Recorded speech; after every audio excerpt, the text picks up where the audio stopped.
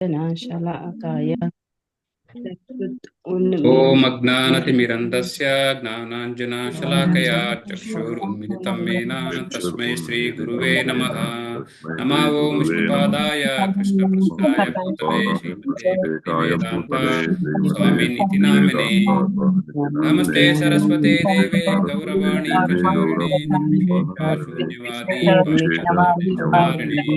ಜೈ ಶ್ರೀ ಕೃಷ್ಣ ಚೈತನ್ಯ ಪ್ರಭು ನಿತ್ಯಾನಂದ ಶ್ರೀ ಅದ್ವೈತ ಗದಾಧರ ಶ್ರೀವಾಸಾದಿ ಗೌರ ಭಕ್ತವೃಂದ. ಹರೇ ಕೃಷ್ಣ ಕೃಷ್ಣ ಕೃಷ್ಣ ಹರೇ ಹರೇ, ಹರೇ ರಾಮ ರಾಮ ರಾಮ ಹರೇ ಹರೇ.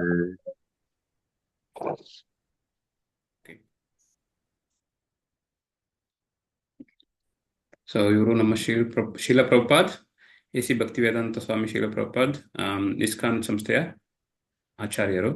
ಇವರು ಇಜೋಲ್ನಿಸ್ ಜಯಪದಾರ್ ಸ್ವಾಮಿ ಮಹಾರಾಜ್ ಆಧ್ಯಾತ್ಮಿಕ ಶಿಕ್ಷಕರು. ಮೊದಲಿಗೆ ಗೀತಾ ಮಹಾತ್ಮ್ಯ. ದೇವಕೀ ನಂದನ ಕೃಷ್ಣೋ ಗೀತಾ ಪಾಠೇನ ತುಷ್ಯತಿ ಯಥಾ ನ ವೇದ್ಯೋ ದಾನೇನ ಯಜ್ಞತೀರ್ಥ ವೃಥಾಧಿಭಿ. ಗೀತೆಯ ಪಾಠದ ಮೂಲಕ ದೇವಕೀ ನಂದನ ಕೃಷ್ಣನು ತೃಪ್ತನಾಗುತ್ತಾನೆ. ವೇದ ಪಠನ, ದಾನ, ಯಜ್ಞ, ತೀರ್ಥಯಾತ್ರೆ ಅಥವಾ ವ್ರತಗಳಿಂದ ಕೂಡ ಹೀಗೆ ತೃಪ್ತನಾಗಲು ಸಾಧ್ಯವಿಲ್ಲ. ಸೊ ಇಲ್ಲಿ ಏನ್ ಹೇಳ್ತಾ ಇದ್ದಾರೆ, ಯಾರು ಜಸ್ಟ್ ಗೀತೆನ, ಗೀತೆ ಅಂದ್ರೆ ಭಗವದ್ಗೀತೆನ ಯಾರು ಅದನ್ನ ಪಠನೆ ಮಾಡ್ತಾರೆ, ಅದನ್ನ ಓದ್ತಾರೆ, ಸೊ ಅವರು ಕೃಷ್ಣನಿಗೆ ತುಂಬಾ ಆತ್ಮೀಯರಾಗ್ತಾರೆ, ಮತ್ತೆ ಕೃಷ್ಣ ಅದರಿಂದ ತುಂಬಾ ತೃಪ್ತನಾಗ್ತಾನೆ. ಸೊ ಅದನ್ನ ಏನು ಕಂಪೇರ್ ಮಾಡಿದರೆ, ನೀವು ವೇದಗಳ ಒಂದು ಅಧ್ಯಯನ ಮಾಡಿದ್ದು, ಮತ್ತೆ ದಾನ, ಯಜ್ಞ, ತೀರ್ಥಯಾತ್ರೆ ಮತ್ತು ನಾವು ಯಾವುದೇ ವ್ರತಗಳನ್ನು ಮಾಡಿದ್ರು ಕೂಡ ಅಷ್ಟು ಅವನು ತೃಪ್ತನಾಗಲ್ಲ. ಅದಕ್ಕಿಂತ ಹೆಚ್ಚಿನದಾಗಿ ಅವರು ತೃಪ್ತನಾಗ್ತಾರೆ ಓನ್ಲಿ ಭಗವದ್ಗೀತೆ ಓದೋದ್ರಿಂದ ಅಂತ. ಕೃಷ್ಣನಿಗೆ ಅಷ್ಟು ತೃಪ್ತನಾಗುತ್ತೆ ಅಂತ.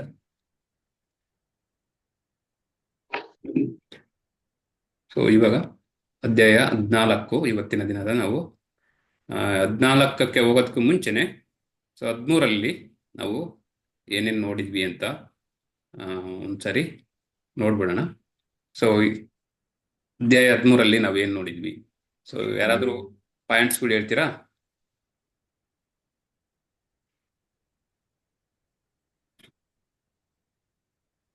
ನಿನ್ನೆ ನಾವು ಮುಖ್ಯವಾಗಿ ನೋಡಿದ್ದು ಅರ್ಜುನನ 6 ಪ್ರಶ್ನೆಗಳು ಅಲ್ವಾ? ನೆನಪಿದೆ ಯಾರಿಗಾದ್ರೂ 6 ಪ್ರಶ್ನೆಗಳು?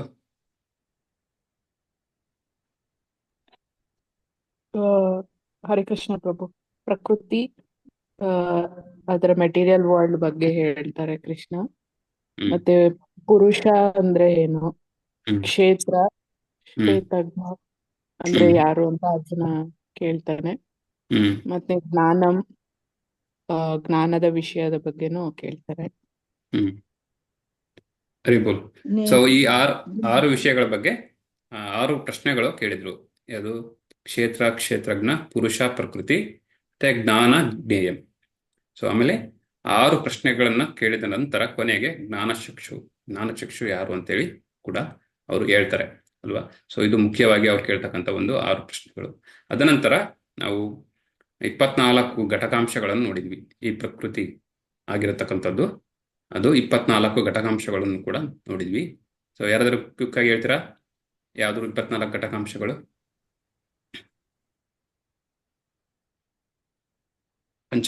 ಪಂಚಮಹಾಭೂತ 5, ಜ್ಞಾನೇಂದ್ರಿಯಗಳು 5, ಕರ್ಮೇಂದ್ರಿಯಗಳು, ಭಾವನಾತ್ಮಕ ವಸ್ತುಗಳು, ಸೂಕ್ಷ್ಮ ವಸ್ತು ವಿಷಯಗಳು 5, ಆಮೇಲೆ ಸೂಕ್ಷ್ಮ ವಸ್ತುಗಳು 3, ಆನಂತರ ಒಂದು ಪ್ರಧಾನ. ಸೊ ಒಟ್ಟು 24 ಪ್ರಕೃತಿಯ ಸಂಬಂಧಿಸಿದಂತ ಘಟನಾಂಶಗಳು ಅಲ್ವಾ? ಸೊ ಅದೇ ರೀತಿ ನಾವು ಆತ್ಮ ಮತ್ತೆ ಪರಮಾತ್ಮಗೆ ಇರತಕ್ಕಂಥ ವ್ಯತ್ಯಾಸ ನಾವು ನೋಡಿದ್ವಿ. ಕ್ಷೇತ್ರ ಮತ್ತೆ ಕ್ಷೇತ್ರಜ್ಞ ಅಂತ. ಕ್ಷೇತ್ರಜ್ಞದಲ್ಲಿನೇ ಇಬ್ರು ಬರ್ತಾರೆ. ಅವರು ಯಾವ ತರ ಡಿಫ್ರೆನ್ಸ್ ಇರುತ್ತೆ, ವ್ಯತ್ಯಾಸ ಇರುತ್ತೆ ಅಲ್ವಾ? ಆತ್ಮ ಮತ್ತೆ ಪರಮಾತ್ಮಗೂ. ಸೊ ಅದನ್ನು ನೋಡಿದ್ವಿ. ಅನಂತರ ಪುರುಷ ಅಂದ್ರೇನು ನೋಡಿದ್ವಿ. ಸೊ ನಂತರ ನಾವು ಜ್ಞಾನಚಕ್ಷು ಅಲ್ಲಿ ಭಕ್ತನ ಯಾವ ರೀತಿ ಅವನ ಒಂದು ಗುಣಗಳಿರುತ್ತೆ, ಸೊ ಅದೆಲ್ಲ ನಾವು ನೋಡಿದ್ದೀವಿ. ಸೊ ಈಗ ಮುಂದಿನ ಅಧ್ಯಾಯಕ್ಕೆ ಹೋಗೋಣ. ಅಧ್ಯಾಯ 14. ಅಧ್ಯಾಯ 14ರಲ್ಲಿ ಸಾರಾಂಶ ಏನಿದೆ ಅಂತ ನೋಡಿದಾದ್ರೆ, ಮೊದಲಿಗೆ ಮುಖ್ಯವಾಗಿ ಅಧ್ಯಾಯ 14 ಏನ್ ಹೇಳ್ತೆ ಅಂದ್ರೆ, ಸೊ ಗುಣತ್ರಯ ವಿಭಾಗ ಯೋಗ ಅಂತ ಹೇಳ್ತೀವಿ. 3 ಗುಣಗಳ ಬಗ್ಗೆ ಇಲ್ಲಿ ಮುಖ್ಯವಾಗಿ ನಮಗೆ ವಿವರಣೆ ಕೊಡ್ತಾರೆ. ಸೊ ಮುಖ್ಯವಾಗಿ ಮೊದಲ ಭಾಗದಲ್ಲಿ ನಾವು ನೋಡ್ತೀವಿ ಅಂದ್ರೆ 3 ಗುಣಗಳು, ತ್ರಿಗುಣಗಳನ್ನ ನಾವು ನೋಡ್ತೀವಿ. ಸೊ ಯಾವ 3 ತ್ರಿಗುಣಗಳು ಅಲ್ವಾ? ಸೊ ಅದನ್ನು ಕೂಡ ನಾವು ನೋಡ್ತೀವಿ, ಅದು ಯಾವ್ದ್ಯಾವ್ದು ಅಂತೇಳಿ. ಸೊ ಸತ್ವ ರಜಸ್ ತಮೋ ಗುಣಗಳು, ಅದ್ರ ಬಗ್ಗೆ ನಾವು ಇನ್ನು ಆಳವಾಗಿ ನಾವು ಅದನ್ನು ನೋಡ್ತಾ ಹೋಗ್ತೀವಿ ಈ ಅಧ್ಯಾಯದಲ್ಲಿ. ಅನಂತರ ಆ 3 ಗುಣಗಳಲ್ಲಿ ಉನ್ನತ ಗುಣವನ್ನು ಹೆಂಗೆ ನಾವು ಗುರುತಿಸ್ಬೋದು, ಹೇಗೆ ನಮಗೆ ಗೊತ್ತಾಗುತ್ತೆ ಯಾವುದು ಒಳ್ಳೆಯ ಗುಣ ಅದರಲ್ಲಿ ಅಂತೇಳಿ ನಾವು ನೋಡ್ತೀವಿ. ಆನಂತರ ಯಾವ ಜೀವಿ, ಯಾವ ಮನುಷ್ಯ, ಯಾವ ಗುಣದಲ್ಲಿ ಅವನು ಈ ದೇಹವನ್ನು ತ್ಯಾಗ ಮಾಡಿದ್ರೆ ಅವನಿಗೆ ಏನು ಸಿಗುತ್ತೆ, ಮುಂದಿನ ಜನ್ಮದಲ್ಲಿ ಏನು ಸಿಗುತ್ತೆ. ಸೊ ತಮಗುಣದಲ್ಲಿ ಅವನು ದೇಹ ತ್ಯಾಗ ಮಾಡಿದ್ರೆ ಅವನು ಎಲ್ಲಿಗೆ ಹೋಗ್ತಾನೆ, ಅಥವಾ ಸತ್ವಗುಣದಲ್ಲಿ ದೇಹ ತ್ಯಾಗ ಮಾಡಿದ್ರೆ ಅವನು ಯಾವ ರೀತಿ ನೆಕ್ಸ್ಟ್ ಮುಂದಿನ ಜನ್ಮ ಸಿಗುತ್ತೆ. ಸೊ ಅದೇ ರೀತಿ ರಜೋಗುಣದಲ್ಲಿ ಕೂಡ ಅವನ ಸಾವಿನ ನಂತರ ಅವನು ಏನಾಗಿರ್ತಾನೆ, ಇಷ್ಟು ನಾವು ಇಲ್ಲಿ ನೋಡ್ತೀವಿ. ಲಾಸ್ಟ್ ಈ ಕೊನೆಯ ವಿಭಾಗದಲ್ಲಿ ಸೊ ಈ 3 ಗುಣಗಳನ್ನು ಹೆಂಗೆ ನಾವು ದಾಟ ಹೋಗ್ಬೋದು ಅಂತೇಳಿ. ಸೊ ಮತ್ತೆ ಆ 3 ಗುಣಗಳ ದಾಟದಂಥ ವ್ಯಕ್ತಿ ಯಾವ ರೀತಿ ಇರ್ತಾನೆ. ಸೊ ಇದಿಷ್ಟು ತುಂಬಾ ಮುಖ್ಯವಾದಂಥ ಒಂದು ಅಧ್ಯಾಯ ಇದು. ದಯವಿಟ್ಟು ಎಲ್ಲರೂ ಗಮನವಿಟ್ಟು ಕೇಳಿ. ಮೊದಲಿಗೆ ಶ್ರೀ ಭಗವಾನುವಾಚ ಪರಂ ಭೂಯ ಪ್ರವಕ್ಷ್ಯಾಮಿ ಜ್ಞಾನಾನಂ ಜ್ಞಾನಮುತ್ತಮಂ ಯಜ್ಞಾತ್ವಾ ಮುನಯಃ ಸರ್ವೇ ಪರಾಂ ಸಿದ್ಧಿಮಿತೋ ಗತಾಃ. ದಯವಿಟ್ಟು ಯಾರಾದರೂ ಅನುವಾದ ಹೇಳಿ. ದೇವೋತ್ತಮ ಪರಮ ಪುರುಷನು ಹೀಗೆ ಹೇಳಿದನು, ಎಲ್ಲಾ ಜ್ಞಾನಗಳಲ್ಲಿ ಅತ್ಯುತ್ತಮವಾದ ಈ ಜ್ಞಾನವನ್ನು ನಾನು ಮತ್ತೆ ನಿನಗೆ ಹೇಳುತ್ತೇನೆ. ಈ ಜ್ಞಾನವನ್ನು ತಿಳಿದುಕೊಂಡು ಮುನಿಗಳು ಪರಮ ಸಿದ್ಧಿಯನ್ನು ಪಡೆದರು. ಸೊ ಇವಾಗ ಏನ್ ಹೇಳ್ತಿದ್ದಾನೆ ಭಗವಂತ ಏನ್ ಹೇಳ್ತಾರೆ ಇಲ್ಲಿ, ನನಗೆ ಅತ್ಯುತ್ತಮವಾದ ಜ್ಞಾನವನ್ನು ಕೊಡ್ತಾ ಇದ್ದೀನಿ ಈ ಅಧ್ಯಾಯದಲ್ಲಿ ಅಂತ ಹೇಳ್ತಿದ್ದಾರೆ. ಸೊ ಇದು ನಾವು ಇಂದಿನ ಅಧ್ಯಾಯದಲ್ಲಿ ನೋಡಿದ್ರೆ, ಅದು ಆ ಅಧ್ಯಾಯದಲ್ಲಿ ಕೂಡ ಅವರು ಜ್ಞಾನ ಪ್ರಕೃತಿ ಬಗ್ಗೆ ಮುಖ್ಯವಾಗಿ ಹೇಳಿದ್ರು, ಯಾವ್ದ್ಯಾವ್ದಿದೆ ಪ್ರಕೃತಿನಲ್ಲಿ ಅಲ್ವಾ. ಸೊ ಅದನ್ನ ಯಾವ ತರ ನಾವು ಆತ್ಮ ಮತ್ತೆ ಪರಮಾತ್ಮ ಯಾವ ರೀತಿ ಸಂಬಂಧ ಹೊಂದಿದೆ ಪ್ರಕೃತಿ ಜೊತೆ ಅದೆಲ್ಲ ನಾವು ನೋಡಿದ್ವಿ. ಇಲ್ಲಿ ಸೊ ಮುಖ್ಯವಾಗಿ ಇದು ಜ್ಞಾನ ಯೋಗದ ಒಂದು ವಿಭಾಗ ಅಲ್ವಾ. ಸೊ ಇಲ್ಲಿ ನಾವು ಮುಖ್ಯವಾಗಿ ಏನ್ ನೋಡ್ತೀವಿ ಅಂತಂದ್ರೆ, ಸೊ ಪ್ರಕೃತಿಯ ಗುಣಗಳನ್ನು ನೋಡ್ತೀವಿ ನಾವು ಇಲ್ಲಿ. ಸೊ ಪ್ರಕೃತಿ ಬಗ್ಗೆ ನೋಡಿದ್ವಿ, ಏದ್ರಿಂದ ಪ್ರಕೃತಿ ಯಾವುದರಿಂದ ಆಗಿದೆ, ಅದು ಎಲ್ಲಿಂದ ಹೆಂಗೆ ಸೃಷ್ಟಿಯಾಗಿದೆ ಕೂಡ ಎಲ್ಲ ನೋಡಿದ್ವಿ. ಸೊ ಈಗ ಅದರಲ್ಲಿ ಇರ್ತಕ್ಕಂಥ ಗುಣಗಳು ಮತ್ತೆ ಮನುಷ್ಯನ ಅಥವಾ ಜೀವಿಯ ಒಂದು ಸಂಬಂಧ ಸೊ ಯಾವ ರೀತಿ ಹೊಂದ್ಕೊಂಡಿದೆ ಅಂತೇಳಿ ಸೊ ನಾವು ಇಲ್ಲಿ ಮುಖ್ಯವಾಗಿ ನೋಡ್ತೀವಿ. ಹಾಗಾಗಿ ಇದು ತುಂಬಾ ಅತ್ಯುತ್ತಮವಾದ ಸೊ ಜ್ಞಾನ ಅಂತಲ್ಲಿ ಹೇಳ್ತಾ ಇದ್ದಾರೆ. ಸೊ ಈ ಜ್ಞಾನವನ್ನ ಯಾರು ತಿಳ್ಕೊಳ್ತಾರೆ ಅವರು ಖಂಡಿತವಾಗಿಯೂ ಅವರು ಮೇಲಿನ ಲೋಕಕ್ಕೆ ಹೋಗ್ತಾರೆ ಅಂತ ಹೇಳ್ತಿದ್ದಾರೆ. ಸೊ ಮೇಲಿನ ಲೋಕದಲ್ಲಿ ಸೊ ಮುನಿಗಳು, ಋಷಿಗಳು, ಸಿದ್ಧಿ ಪಡೆದಿರ್ತಕ್ಕಂಥವ್ರು ಇದ್ದಾರೆ. ಜಸ್ಟ್ ಬ್ರಹ್ಮನ ಲೋಕದಿಂದ ಕೆಳಗಡೆ ಇರ್ತಕ್ಕಂಥದ್ದು ಭೂಲೋಕದ ಮೇಲೆ, ಸ್ವರ್ಗಲೋಕದಿಂದ ಮೇಲೆ. ಸೊ ಆ ಲೋಕದಲ್ಲಿ ಇರ್ತಕ್ಕಂಥವ್ರು ಮುನಿಗಳು, ಋಷಿಗಳು ಅವರೆಲ್ಲ ಇರ್ತಾರೆ. ಸೊ ಅಲ್ಲಿಗೆ ಅವರು ಹೋಗ್ತಾರೆ ಅಂತ ಹೇಳ್ತಿದ್ದಾನೆ. ಸೊ ಈಗ ನೋಡೋಣ ಏನ್ ಹೇಳ್ತಾ ಹೋಗ್ತಾರೆ ಅಂತೇಳಿ. ಶ್ಲೋಕ 3 ಮಮ ಯೋನಿರ್ಮಹದ್ ಬ್ರಹ್ಮ ತಸ್ಮಿನ್ ಗರ್ಭಂ ದಧಾಮ್ಯಹಂ ಸಂಭವಃ ಸರ್ವಭೂತಾನಾಂ ತಥೋ ಭವತಿ ಭಾರತ. ಯಾರಾದ್ರೂ ಓದಿ ಅನುವಾದನ.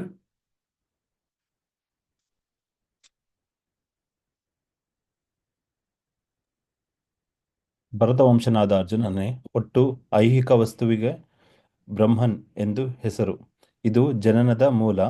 ನಾನು ಈ ಬ್ರಹ್ಮನ್ಗೆ ಗರ್ಭದಾನ ಮಾಡಿ ಎಲ್ಲ ಜೀವಿಗಳು ಹುಟ್ಟಿದವು, ಹುಟ್ಟುವುದು ಸಾಧ್ಯವಾಗುವಂತೆ ಮಾಡುತ್ತೇನೆ. ಸೊ ಇಲ್ಲಿ ನೋಡಿ ಏನ್ ಹೇಳ್ತಿದ್ದಾರೆ ಅಂದ್ರೆ, ಕೃಷ್ಣ ಪರಮಾತ್ಮ ಹೇಳ್ತಿದ್ದಾರೆ ಸೊ ಬ್ರಹ್ಮನ್ ಅಂತ ಕರಿತಿದ್ದಾರೆ. ಸೊ ಬ್ರಹ್ಮನ್ ಅಂದ್ರೆ ಇಲ್ಲಿ ಏನು ಒಟ್ಟು ಐಹಿಕ ವಸ್ತು ಏನ್ ನಾವು ನೋಡ್ತೀವಿ, ಪ್ರಕೃತಿ ಬಗ್ಗೆ ಮಾತಾಡಿದ್ವಲ್ವಾ. ಸೊ ಆ ಪ್ರಕೃತಿ ಬಗ್ಗೆ ನಾವು ನೋಡಿದ್ವಲ್ಲ, ಸೊ ಆ ಒಟ್ಟಾರೆ ಪ್ರಕೃತಿ ಏನ್ ಹೇಳ್ತೀವಿ, ಐಹಿಕ ಬ್ರಹ್ಮನ್ ಅಂತ ಕರಿತೀವಿ. ಬ್ರಹ್ಮನ್ ಅಂದ್ರೆ ಫುಲ್ ನಾವು ಪ್ರಕೃತಿನಲ್ಲಿ ಜೀವಿನೂ ಸೇರ್ತದೆ ಜೊತೆಗೆ, ಇದೆಲ್ಲ ಸೇರಿದ್ರೆ ಅದು ಒಟ್ಟಿಗೆ ಬ್ರಹ್ಮನ್ ಅಂತ ಕರಿತೀವಿ. ಸೊ ಮತ್ತೇನ್ ಹೇಳ್ತಾರೆ, ಸೊ ಅದು ಜನನದ ಮೂಲ ಬ್ರಹ್ಮನ್. ಅದು ಮುಖ್ಯವಾಗಿ ಬ್ರಹ್ಮನಿಂದ ಎಲ್ಲ ಸೃಷ್ಟಿಯಾಗ್ತಾ ಹೋಗುತ್ತೆ. ಸೊ ಬ್ರಹ್ಮನ್ಗೆ ಯಾರು ಗರ್ಭಧಾರಣೆ ಮಾಡ್ತಾರೆ, ಅದು ಸೊ ಭಗವಂತ ಗರ್ಭಧಾರಣೆ ಮಾಡಿ ಆ ಬ್ರಹ್ಮನನ್ನು ಸೃಷ್ಟಿ ಮಾಡ್ತಾರೆ. ಬ್ರಹ್ಮನಿಂದ ಎಲ್ಲ ಈ ಪ್ರಕೃತಿಯಲ್ಲಿ ಇರ್ತಕ್ಕಂಥ ವಸ್ತುಗಳು, ಜೀವಿಗಳು ಮತ್ತೆ ಬೇರೆ ಬೇರೆ ನಾವು ಏನ್ ನೋಡ್ತೀವಿ ಅದೆಲ್ಲ ಕೂಡ ಹುಟ್ಟೋದಕ್ಕೆ ಸಾಧ್ಯವಾಗುತ್ತೆ ಅಂತಲ್ಲಿ ಹೇಳ್ತಿದ್ದಾರೆ. ಸೊ ಇದ್ರ ಮುಖ್ಯವಾದ ಉದ್ದೇಶ ಏನು ಅಂತಂದ್ರೆ, ಸೊ ಈ ಎಲ್ಲಾ ಪ್ರಕೃತಿ ಜೀವಿಗಳಿಗೆಲ್ಲ ನಾನೇ ಸೃಷ್ಟಿಕರ್ತ ಅಂತ ಹೇಳಿ ಅರ್ಥ ಮಾಡ್ಕೋಬೇಕು. ನಮ್ಗೆ ಮತ್ತೆ ಇಲ್ಲಿ ಐಹಿಕ ಪ್ರಪಂಚದಲ್ಲಿ ಸೊ ಯಾವ ರೀತಿ ಅಂದ್ರೆ, ನಾವು ಕಂಪ್ಲೀಟ್ ಆಗಿ ಬಂಧನಕ್ಕೆ ಒಳಗಾಗಿರ್ತೀವಿ. ಈ ತ್ರಿಗುಣಗಳು ಏನಿದಾವೆ, ಸತ್ವಗುಣ, ರಜಗುಣ, ತಮಗುಣ, ಈ 3 ಗುಣಗಳು ನಮ್ಗೆ ಐಹಿಕ ಪ್ರಪಂಚದಲ್ಲಿ ಬಂಧನಕ್ಕೆ, ಯಾವುದೇ ಜೀವಿ ಆಗಿರ್ಬೋದು, ಸೊ ಜೀವಿಗೆ ನಾವು ಬಂಧನಕ್ಕೆ ಒಳಪಟ್ಟಿರ್ತವೆ ಅಂತೇಳಿ ನೋಡ್ಬೇಕಾಗುತ್ತೆ. ಸೊ ಯಾಕೆಂದ್ರೆ ನಮಗೆ ಈ ಬಂಧನ ಯಾವ ರೀತಿ ಇರುತ್ತೆ ಅಂದ್ರೆ, ಅವರಿಗೆ ನಮಗೆ ಕಣ್ಣಿಗೆ ಕಾಣಿಸೋದಿಲ್ಲ, ಬಟ್ ಸರಪಳಿ ಹಾಕಿ ಕಟ್ಟಾಕಿರ್ತಾರೆ ಅಂತ. ಸೊ ನಮಗೆ ಕಣ್ಣಿಗೆ ಕಾಣದೇ ಇರ್ತಕ್ಕಂಥ ಒಂದು ಸರಪಳಿ ಅದು ಈ ಬಂಧನ. ಈ 3 ಗುಣಗಳ ಬಂಧನ ಆಗಿರತಕ್ಕಂಥದ್ದು ನಮಗೆ ಕಣ್ಣಿಗೆ ಕಾಣೋದಿಲ್ಲ ಅದು. ಸೊ ಯಾರು ಅತ್ಯುತ್ತಮವಾದ ಒಂದು ಜ್ಞಾನವನ್ನ ಭಗವಂತನಿಂದ ಪಡೆದು ಅದನ್ನ ಅರ್ಥ ಮಾಡ್ಕೊಳ್ತಾರೆ, ಅವರು ಇದರಿಂದ ಮುಕ್ತಿಯಾಗೋದಕ್ಕೆ ಸಹಾಯವಾಗುತ್ತೆ ಅಂತೇಳಿ. ಸೊ ಅದನ್ನೇ ಈ ಕಂಪ್ಲೀಟ್ ಅಧ್ಯಾಯದ ಮೂಲಕ ನಾವು ತಿಳ್ಕೊಳ್ತೀವಿ. ಸೊ ಹೇಗಂದ್ರೆ, ಇಲ್ಲೊಂದು ಬಂದಿಖಾನೆ, ಜೈಲಲ್ಲಿ ನಾವು ಇರ್ತೀವಿ ಅಂತ ತಿಳ್ಕೊಳ್ಳಿ. ಈ ಜೈಲಿನವ್ರಿಗಿರೋರಿಗೆ, ಜೈಲಿನಾಗಿದ್ದವನಿಗೆ ಒಂದು ಕೀಲಿ ಕೈ ಕೊಟ್ರೆ ಹೆಂಗಿರುತ್ತೆ ಹೇಳಿ, ಅದೇ ರೀತಿ ಈ ಜ್ಞಾನ ಇಲ್ಲಿ ಭಗವದ್ಗೀತೆ 14ನೇ ಅಧ್ಯಾಯದಲ್ಲಿ ಏನ್ ಕೊಡ್ತಿದ್ದಾರೆ ಜ್ಞಾನ, ಅದು ಜೈಲಿನಲ್ಲಿರ್ತಕ್ಕಂಥ ವ್ಯಕ್ತಿಗೆ ಒಂದು ಕೀಲಿ, ಜೈಲಿನ ಒಂದು ಬಾಗಿಲ ಒಂದು ಕೀಲಿ ಕೈ ಕೊಟ್ಟ ಹಾಗಿರುತ್ತೆ ಅಂತ. ಸೊ ಅವ್ನು ಕೀಲಿ ಕೈ ಕೊಟ್ರಂಗೆ ಅವನು ಯಾವ ಬೇಕಾದ್ರೂ ಅಲ್ಲಿಂದ ಹೊರಟು ಹೋಗ್ಬೋದು. ಅದೇ ರೀತಿ ನಮಗೆ ಈ ಜ್ಞಾನವನ್ನು ಪಡೆದ್ರೆ ಇದೊಂದು ತರ ಈ ಭೌತಿಕ ಪ್ರಪಂಚದ ಒಂದೊಂದು ತರ ಜೈಲಿದ್ದಂಗೆನೆ ಅಲ್ವಾ, ದುಃಖಾಲಯಂ ಅಶಾಶ್ವತಂ. ನಾವು ಕಂಪ್ಲೀಟ್ ಆಗಿ ಇಲ್ಲಿಂದ ಹೊರಟು ಹೋಗೋದು, ಇಲ್ಲಿಂದ ಮುಕ್ತಿ ಪಡೆದು ಹೋಗೋದು ಹೇಗೆ ಅಂತೇಳಿ ನಾವು ಅರ್ಥ ಮಾಡ್ಕೋಬೇಕು. ಅದನ್ನೇ ಜ್ಞಾನವನ್ನು ಕೊಡ್ತಾ ಇದ್ದಾರೆ. ಸೊ ಇಲ್ಲಿ ಅದನ್ನ ನಾವು ಅರ್ಥ ಮಾಡ್ಕೋಬೇಕು. ಸೊ ಇದು 4ನೇ ಶ್ಲೋಕದಲ್ಲಿ, ಸರ್ವ ಯೋನಿಷು ಕೌಂತೆಯ ಮೂರ್ತಯ ಸಂಭವಂತಿ ಯಾಹ ತಾಸಾಂ ಬ್ರಹ್ಮ ಮಹದ್ಯೋನಿರ ಬೀಜ ಪ್ರದಾಪಿತ. ಅನುವಾದ ಹೇಳಿ. ಅಹಂ ಬೀಜ ಪ್ರದಾಪಿತ ಅಂತ ಹೇಳ್ತಿದ್ದಾರೆ, ಹೇಳಿ.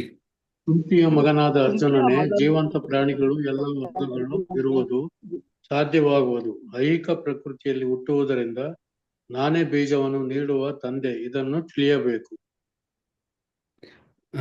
ಇಲ್ಲಿ ನೋಡಿ ಏನ್ ಹೇಳ್ತಿದ್ದಾರೆ, ಅಹಂ ಬೀಜ ಪ್ರದಾಪಿತ ಅಂತೇಳಿ ಹೇಳ್ತಿದ್ದಾರೆ. ಸೊ ನಾನೇ ಈ ಎಲ್ಲಾ ಜೀವಿಗಳಿಗೂ ನಾನೇ ತಂದೆ ಅಂತೇಳಿ ಇಲ್ಲಿ ಹೇಳ್ತಾ ಇದ್ದಾರೆ. ಸೊ ಅದನ್ನ ನಾವು ಅರ್ಥ ಮಾಡ್ಕೋಬೇಕು ಇಲ್ಲಿ. ಸೊ ಯಾರಾದ್ರೂ ಹೇಳಿದ್ರೆ, ಯಾರು ಕೃಷ್ಣ ಪರಮಾತ್ಮ ಯಾರು ಅಂತ ಹೇಳಿದ್ರೆ, ನಾವೆಲ್ಲ ಏನ್ ಅಂದ್ಕೊಳ್ತೀವಿ, ಅವರೊಬ್ರು ಏನ್ ಹೇಳ್ತೀವಿ, ಸ್ವಲ್ಪ ಶಕ್ತಿ ಇರೋ ಮನುಷ್ಯ ಅಲ್ವಾ, ಇಲ್ಲಿ ಬಂದಿದ್ದ, ಭೂಮಿ ಮೇಲೆ ಬಂದು ಅವನು ಹುಟ್ಟಿದ, ಆಮೇಲೆ ಹಾಗೆ ಸತ್ತೋದ. ಸೊ ಅಷ್ಟೇ ನಮಗೆ ಗೊತ್ತು ಕೃಷ್ಣನ ಬಗ್ಗೆ ಅಲ್ವಾ. ಸೊ ಕೃಷ್ಣ ಯಾರೆಂದು ಒಂದು ಸಾರಿ ಹೇಳಿಲ್ಲ ಅವರು, ಎಷ್ಟೊಂದು ಸಾರಿ ಹೇಳಿದ್ದಾರೆ ನಮ್ಗೆ. ಕೃಷ್ಣ ಪರಮಾತ್ಮ ಯಾರು, ಅಹಂ ಬೀಜ ಪ್ರದಾಪಿತ. ಸೊ ನಮ್ಮ ಎಲ್ಲಾ ಬೀಜಗಳಿಗೆ, ಎಲ್ಲಾ ಜೀವಗಳಿಗೆ ಅವರೇ ಸುಪ್ರೀಂ ಫಾದರ್ ಅಂತ ಹೇಳಿದ್ವಲ್ಲ, ನೆನ್ನೆನೂ ಹೇಳಿದೆ ನಾನು. ಸುಪ್ರೀಂ ಫಾದರ್ ನಮ್ಗೆ ಬಯಾಲಜಿಕಲ್ ಫಾದರ್ ನಮ್ಮ ತಂದೆ ಇದ್ರೆ, ಅವ್ರಿಗೆ ಸುಪ್ರೀಂ ಫಾದರ್ ಯಾರು, ಪರಮಪಿತ. ಸೊ ಅವರು ಶ್ರೀಕೃಷ್ಣ ಪರಮಾತ್ಮ. ಸೊ ಅದನ್ನ ನಾವು ನೆನ್ಪು ಮಾಡ್ಕೋಬೇಕಾಗತ್ತೆ. ಸೊ ಜೀವಿಗಳು ಇಲ್ಲಿ ಯಾಕೆ ಭೂಮಿ ಮೇಲೆ ಬರ್ತವೆ, ಈ ಜೀವಿಗಳು ನಾವೆಲ್ಲ ಯಾಕೆ ಇಲ್ಲಿ ಭೂಮಿ ಮೇಲೆ ಬಂದಿವಿ, ಈ ಬ್ರಹ್ಮಾಂಡದಲ್ಲಿ ಬಂದಿದ್ದೀವಿ ಅಂತ ತಿಳ್ಕೊಳ್ಳೋದಾದ್ರೆ, ಸೊ ಯಾವುದೇ ಒಂದು ಜೀವಿ ಇರ್ಬೋದು, ಅವರು ಸ್ವತಂತ್ರವಾಗಿ ಜೀವನ ಮಾಡೋದಕ್ಕೆ ಅವರು ಆಸೆ ಪಡ್ತಾರೆ. ನಾವು ನಮ್ಮ ಮನೆ ಎಲ್ಲಿರದೆ, ನಮ್ಮ ಮನೆ ಎಲ್ಲಿ, ವೈಕುಂಠದಲ್ಲಿ. ನಾವು ಇಲ್ಲಿಗೆ ಏನಕ್ಕೆ ಬಂದಿದ್ದೀವಿ ಅಂದ್ರೆ, ನಾವು ಇಂಡಿಪೆಂಡೆಂಟ್ ಆಗಿ ಸ್ವತಂತ್ರವಾಗಿ ನಾವು ಜೀವನ ಮಾಡಬೇಕು ಅಂತೇಳಿ ಆಸೆ ಆದಾಗ ಆ ದೇವರು ನಮಗೆ ಈ ಭೂಮಿ ಕಳಿಸ್ತಾನೆ. ಸೊ ಏನಕ್ಕೆ ನಾವು ಸ್ವತಂತ್ರವಾಗಿ ನಾವು ಜೀವನ ಮಾಡೋದಕ್ಕೆ ಇಷ್ಟಪಡ್ತೀವಿ ಅಂದ್ರೆ, ನಾವು ಅಲ್ಲಿ ದೇವರ ಸೇವೆಯನ್ನು ಮಾಡ್ಕೊಂಡಿರ್ತೀವಿ ವೈಕುಂಠದಲ್ಲಿ, ಗೋಲೋಕದಲ್ಲಿ. ಸೊ ಅದು ಕಾಲಕ್ರಮೇಣ ನಮಗೆ ಬೇಜಾರಾಗ್ಬೋದು. ನಾನು ಯಾಕೆ ಸೇವೆ ಮಾಡಬೇಕು, ನಾನು ಕೂಡ ಯಜಮಾನ ಆಗಬೇಕು, ನನಗೂ ಕೂಡ ಬೇರೆಯವರು ಸೇವೆ ಮಾಡಬೇಕು ಅಂತೇಳಿ ಒಂದು ಮನಸ್ಸಲ್ಲಿ ಆಸೆ ಉಟ್ಕೊಂಡಾಗ ಆಗ ದೇವರು ನಮಗೆ ಇಲ್ಲಿ ಒಂದು ಸೃಷ್ಟಿ ಭೌತಿಕ ಪ್ರಪಂಚ ಸೃಷ್ಟಿ ಇದೆ, ಸೃಷ್ಟಿ ಮಾಡಿದ್ದೀನಿ, ಅಲ್ಲಿ ಹೋಗು ಅಂತೇಳಿ ಕಳಿಸ್ತಾರೆ. ಸೊ ಹಾಗಾಗಿ ನಾವು ಈ ಪ್ರಕೃತಿ, ಈ ಬ್ರಹ್ಮಾಂಡಕ್ಕೆ ನಾವು ತಾನಾಗಿ ನಮ್ಮ ಇಚ್ಛೆಯ ಮೇರೆಗೆ ಬಂದು ಬೀಳ್ತೇವೆ. ಅದನ್ನು ಅರ್ಥ ಮಾಡ್ಕೋಬೇಕು. ಇಲ್ಲಿ ತಂದೆ ಯಾರಿಗೆ ಹೋಲಿಸಿದರೆ ಕೃಷ್ಣ ಪರಮಾತ್ಮಗೆ ಹೇಳಿದ್ದಾರೆ. ತಾಯಿನ ಪ್ರಕೃತಿಗೆ ಇಲ್ಲಿ ಹೋಲಿಸಲಾಗಿದೆ. ಇವಾಗ ನೋಡಿ ತಾಯಿ, ಸೊ ಅದನ್ನ ಹೆಂಗ್ ನಾವು ಅರ್ಥ ಮಾಡ್ಕೋಬೇಕು. ಯಾಕಂದ್ರೆ ಇಲ್ಲಿಗೆ ಒಂದ್ಸಾರಿ ಬಂದ್ಮೇಲೆ ನಮ್ಗೆ ಯಾಕೆಂದ್ರೆ ನಮ್ಗೆ ಹಳೆ ಜ್ಞಾನ ಇರೋದಿಲ್ಲ, ನೆನಪು ಕೂಡ ಇರೋದಿಲ್ಲ. ಸೊ ಹಾಗಾಗಿ ನಮ್ಗೆ ದೇವರ ಒಂದು ಸಂಪರ್ಕ ಕಂಪ್ಲೀಟ್ ಆಗಿ ಕಳೆದು ಹೋಗಿರುತ್ತೆ. ಅದನ್ನ ಮತ್ತೆ ನಾವು ದೇವರ ಸಂಪರ್ಕವನ್ನು ಬೆಳೆಸ್ಕೊಳ್ಬೇಕು ಅಂತಂದ್ರೆ ನಮ್ಗೆ ನಾವು ಭಕ್ತಿನಲ್ಲಿ ಈ ಶಾಸ್ತ್ರಗಳ ಮೂಲಕ, ಗುರುಗಳ ಮೂಲಕ ನಾವು ಭಕ್ತಿಯ ಮೂಲಕ ಅರಿತುಬಿಟ್ಟು, ದೇವರನ್ನ ಅರಿತುಬಿಟ್ಟು ಈ ಪ್ರಪಂಚದ ಬಗ್ಗೆ ನಮಗೆ ಶಾಸ್ತ್ರಗಳೆಲ್ಲ ಕಂಪ್ಲೀಟ್ ಆಗಿ ನಮ್ಗೆ ಹೇಳ್ತವೆ ಈ ಪ್ರಪಂಚ ಯಾವ ತರ ಪ್ರಪಂಚ ಇದು ಅಂತೇಳಿ ಅಲ್ವಾ. ಸೊ ದುಃಖಾಲಯಂ ಅಶಾಶ್ವತಂ, ಇದರಿಂದ ನಾವು ಮುಕ್ತಿ ಪಡೆಯೋದು ಹೆಂಗೆ ಅಂತೇಳಿ ನಾವು ಅರ್ಥ ಮಾಡ್ಕೊಂಡು ಮತ್ತೆ ನಮ್ಮ ಮನೆಗೆ ವಾಪಸ್ ನಾವು ಹೋಗ್ಬೇಕು ಅಲ್ವಾ. ಇವಾಗ ಜೈಲಲ್ಲಿ ಇದೀವಿ ಅಂತ ತಿಳ್ಕೊಳ್ಳಿ, ಜೈಲಲ್ಲಿ ಇದ್ದಾನೆ ಜೈಲಲ್ಲೇ ಇರಕ್ಕಾಗುತ್ತಾ? ಸೊ ಅಲ್ಲಿ ಕೂಡ ಅಲ್ಲೂ ಜೈಲಲ್ಲೂ ಕೂಡ ಅವರಿಗೆ ಸುಮಾರು ಫೆಸಿಲಿಟೀಸ್ ಇರುತ್ತೆ. ಅಲ್ವಾ ಟಿವಿ ಕೊಡ್ತಾರೆ, ಕೆಲವೊಂದು ಡಿಪೆಂಡಿಂಗ್ ಆನ್ ಅವರ ಒಂದು ಇದ್ರ ಮೇಲೆ, ಶ್ರೇಣಿ ಮೇಲೆ ಅವರು ಅಲ್ಲಿ ಸವಲತ್ತು ಒದಗಿಸ್ತಾರೆ. ಕೆಲವೊಬ್ಬರಿಗೆ ಟಿವಿ ಕೊಡ್ತಾರೆ, ಕೆಲವೊಬ್ಬರಿಗೆ ಒಳ್ಳೊಳ್ಳೆ ಊಟನೂ ಕೊಡ್ತಾರೆ ಅಲ್ವಾ. ಸೊ ಹಾಗಂತ ನಾವು ಜೈಲಲ್ಲೇ ಇರೋಕ್ಕಾಗತ್ತಾ? ಇಲ್ಲಿ ಕೂಡ ನಾವು ಕೆಲವೊಂದು ಕೊಂತೀರಿ, ನಾನು ಆರಾಮಾಗಿದ್ದೀನಿ, ಹ್ಯಾಪಿಯಾಗಿ ಸಂತೋಷವಾಗಿದ್ದೀನಿ ಈ ಪ್ರಪಂಚದಲ್ಲಿ, ನಾನೇ ಯಾಕೆ ಬೇರೆ ಕಡೆ ಹೋಗ್ಬೇಕು, ನಾನು ಯಾಕೆ ಈ ಪ್ರಪಂಚ ಬಿಟ್ಟು ಹೋಗ್ಬೇಕು ಅಂತ ಅಂದ್ಕೋಬೋದಲ್ವಾ.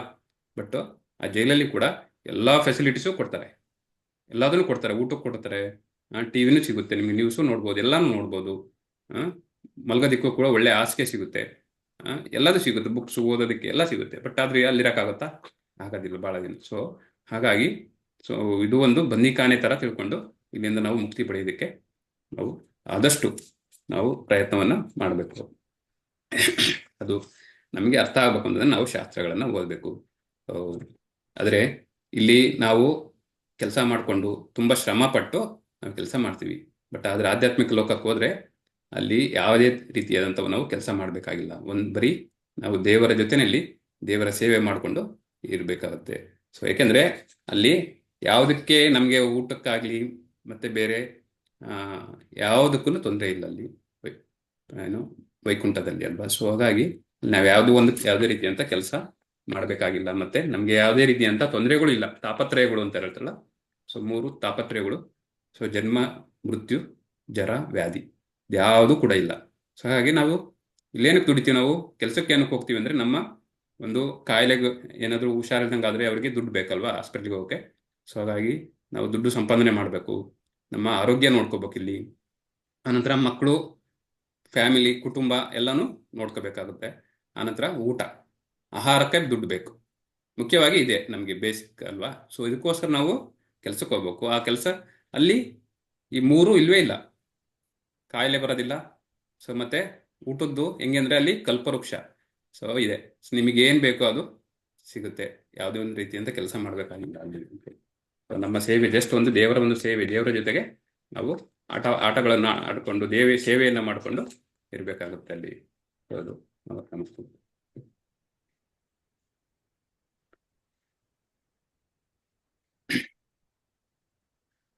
ಸೊ 5ನೇ ಶ್ಲೋಕ.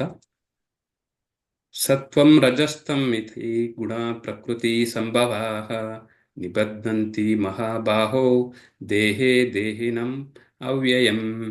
ದಯವಿಟ್ಟು ಯಾರಾದ್ರೂ ಓದಿ ಅನುವಾದವನ್ನ.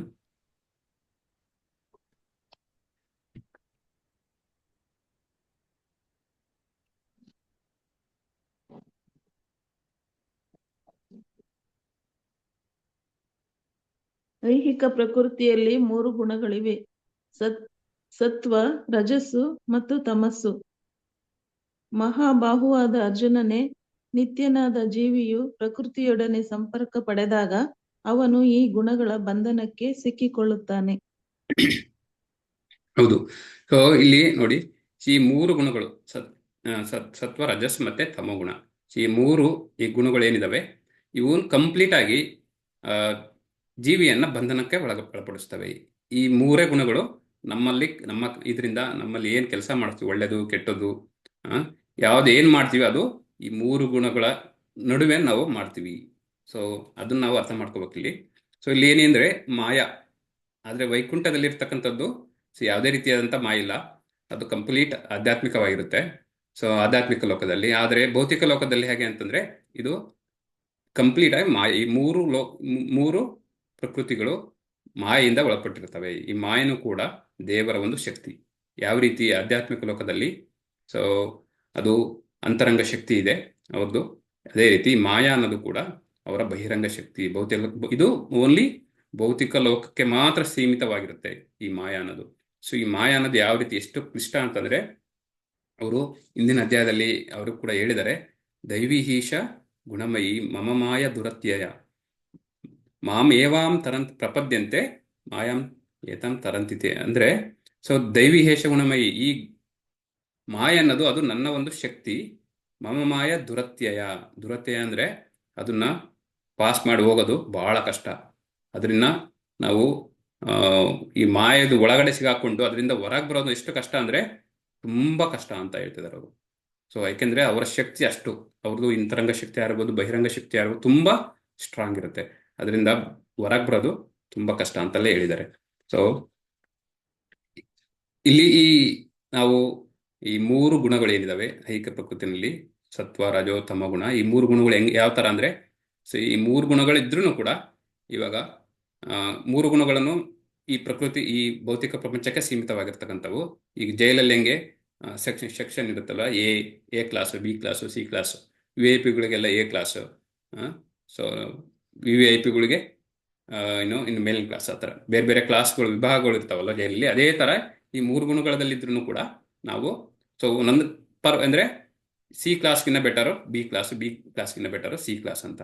ಇವಾಗ ತಮೋ ಗುಣಕ್ಕಿನ್ನ ಉತ್ತಮವಾದದ್ದು ರಜೋಗುಣ, ರಜೋಗುಣಕ್ಕಿನ್ನ ಉತ್ತಮವಾದದ್ದು ಸತ್ವಗುಣ ಅಂತೇಳಿ. ಸೊ ಇವನ್ ಆ 3 ಗುಣಗಳಿದ್ರೂ ಕೂಡ ನಾವು ಈ ಪ್ರಪಂಚ, ಭೌತಿಕ ಪ್ರಪಂಚನ ಬಿಟ್ಟು ಹೋಗೋದಿಕ್ಕಾಗೋದಿಲ್ಲ ಅಂತೇಳಿ. ಇವಾಗ ನೋಡೋಣ ಮುಂದೆ ಈ 3 ಗುಣಗಳ ಏನು ಅದ್ರದ ಒಂದು ಕ್ಯಾರೆಕ್ಟರ್ಸ್ ಏನು ಅಂತ ಎಲ್ಲ ನೋಡೋಣ ಮುಂದೆ.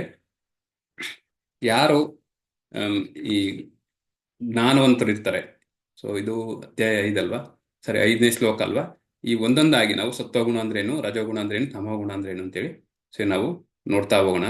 ಸೊ ಈಗ ಹೆಂಗೆ ಅಂದ್ರೆ ಈ 3 ಗುಣಗಳು ಹೆಂಗೆ ಅಂದ್ರೆ ಇಲ್ಲಿ ನಾವು ಈ ಬಂದಿಖಾನೆಯಲ್ಲಿ ಬಂಧನವಾಗಿದ್ದಂತೆ ಸೇಮ್ ಯಾವ ತರ ಅಂತಂದ್ರೆ, ಒಂದು ಗುಣ ಸತ್ವಗುಣ ಚಿನ್ನದ ಒಂದು ಸರಪಳಿಯಲ್ಲಿ ಬಂಧಿಸಿದಂಗೆ, ರಜೋಗುಣ ಒಂದು ಬೆಳ್ಳಿಯ ಒಂದು ಸರಪಳಿಯಲ್ಲಿ ಬಂಧಿಸಿದ ಹಾಗೆ, ಅದೇ ರೀತಿ ತಮೋಗುಣ ಕಬ್ಬಿಣದ ಸರಳಿನಲ್ಲಿ ಬಂಧಿಸಿದಾಗಿರುತ್ತೆ. ಆ 3 ಕೂಡ ಬಂಧನನೇ, ಬಟ್ ಚಿನ್ನ, ಬೆಳ್ಳಿ, ಆಮೇಲೆ ತಾಮ್ರ ಅಥವಾ ಇದು ಕಬ್ಬಿಣ. ಸೊ ಅದ್ರಲ್ಲಿ ಏನು ಡಿಫ್ರೆನ್ಸು? ಬಂಧನ ಆಗೇ ಇರ್ತೀವಿ, ಬಟ್ ಓನ್ಲಿ ಚಿನ್ನದಲ್ಲಿ ಬಂಧನ, ಚಿನ್ನದ ಒಂದು ಇದರಲ್ಲಿ ಸರಪಣಿಯಲ್ಲಿ ಬಂಧನ ಆಗಿರ್ತೀವಿ. ಹಾಗಂತ ನಾವು ಸುಖವಾಗಿರ್ತೀವ? ಇಲ್ಲ. ಸೊ ಎಲ್ಲ ಬಂದಿಖಾನೆಗಳಲ್ಲಿ ನೀವು ಹೈಯರ್ ಕ್ಲಾಸಲ್ಲಿ ಇಟ್ರು ಅಷ್ಟೇ, ಲೋಯರ್ ಕ್ಲಾಸಲ್ಲಿ ಇಟ್ರು ಅಷ್ಟೇ, ಬಟ್ ಅಲ್ಲಿ ನಾವು ಇದೇನು ರೂಲ್ಸ್ ಇರುತ್ತೆ ಅದನ್ನ ಫಾಲೋ ಮಾಡಲೇಬೇಕಾಗುತ್ತೆ ಅಷ್ಟೇ ಅಂತ ಹೇಳ್ಬೇಕಾಗುತ್ತೆ. ಸೊ ಯಾರು ಸತ್ವಗುಣದಲ್ಲಿ ಇರ್ತಾರೆ, ಅವರ ಕೆಲಸ, ಅವರ ಕಾರ್ಯ ಚಟುವಟಿಕೆಗಳು ಹೇಗಿರುತ್ತೆ, ಮತ್ತೆ ಅವ್ರು ತಿಂತಕ್ಕಂಥ ಆಹಾರ ಪದ್ಧತಿ ಹೆಂಗಿರುತ್ತೆ, ಮತ್ತೆ ಈ 3 ಗುಣಗಳ ಒಂದು ವ್ಯಕ್ತಿಗಳು ಯಾವ ರೀತಿ ನಡೆದುಕೊಳ್ತಾರೆ ಅಂತ ನೋಡೋಣ ಇವಾಗ.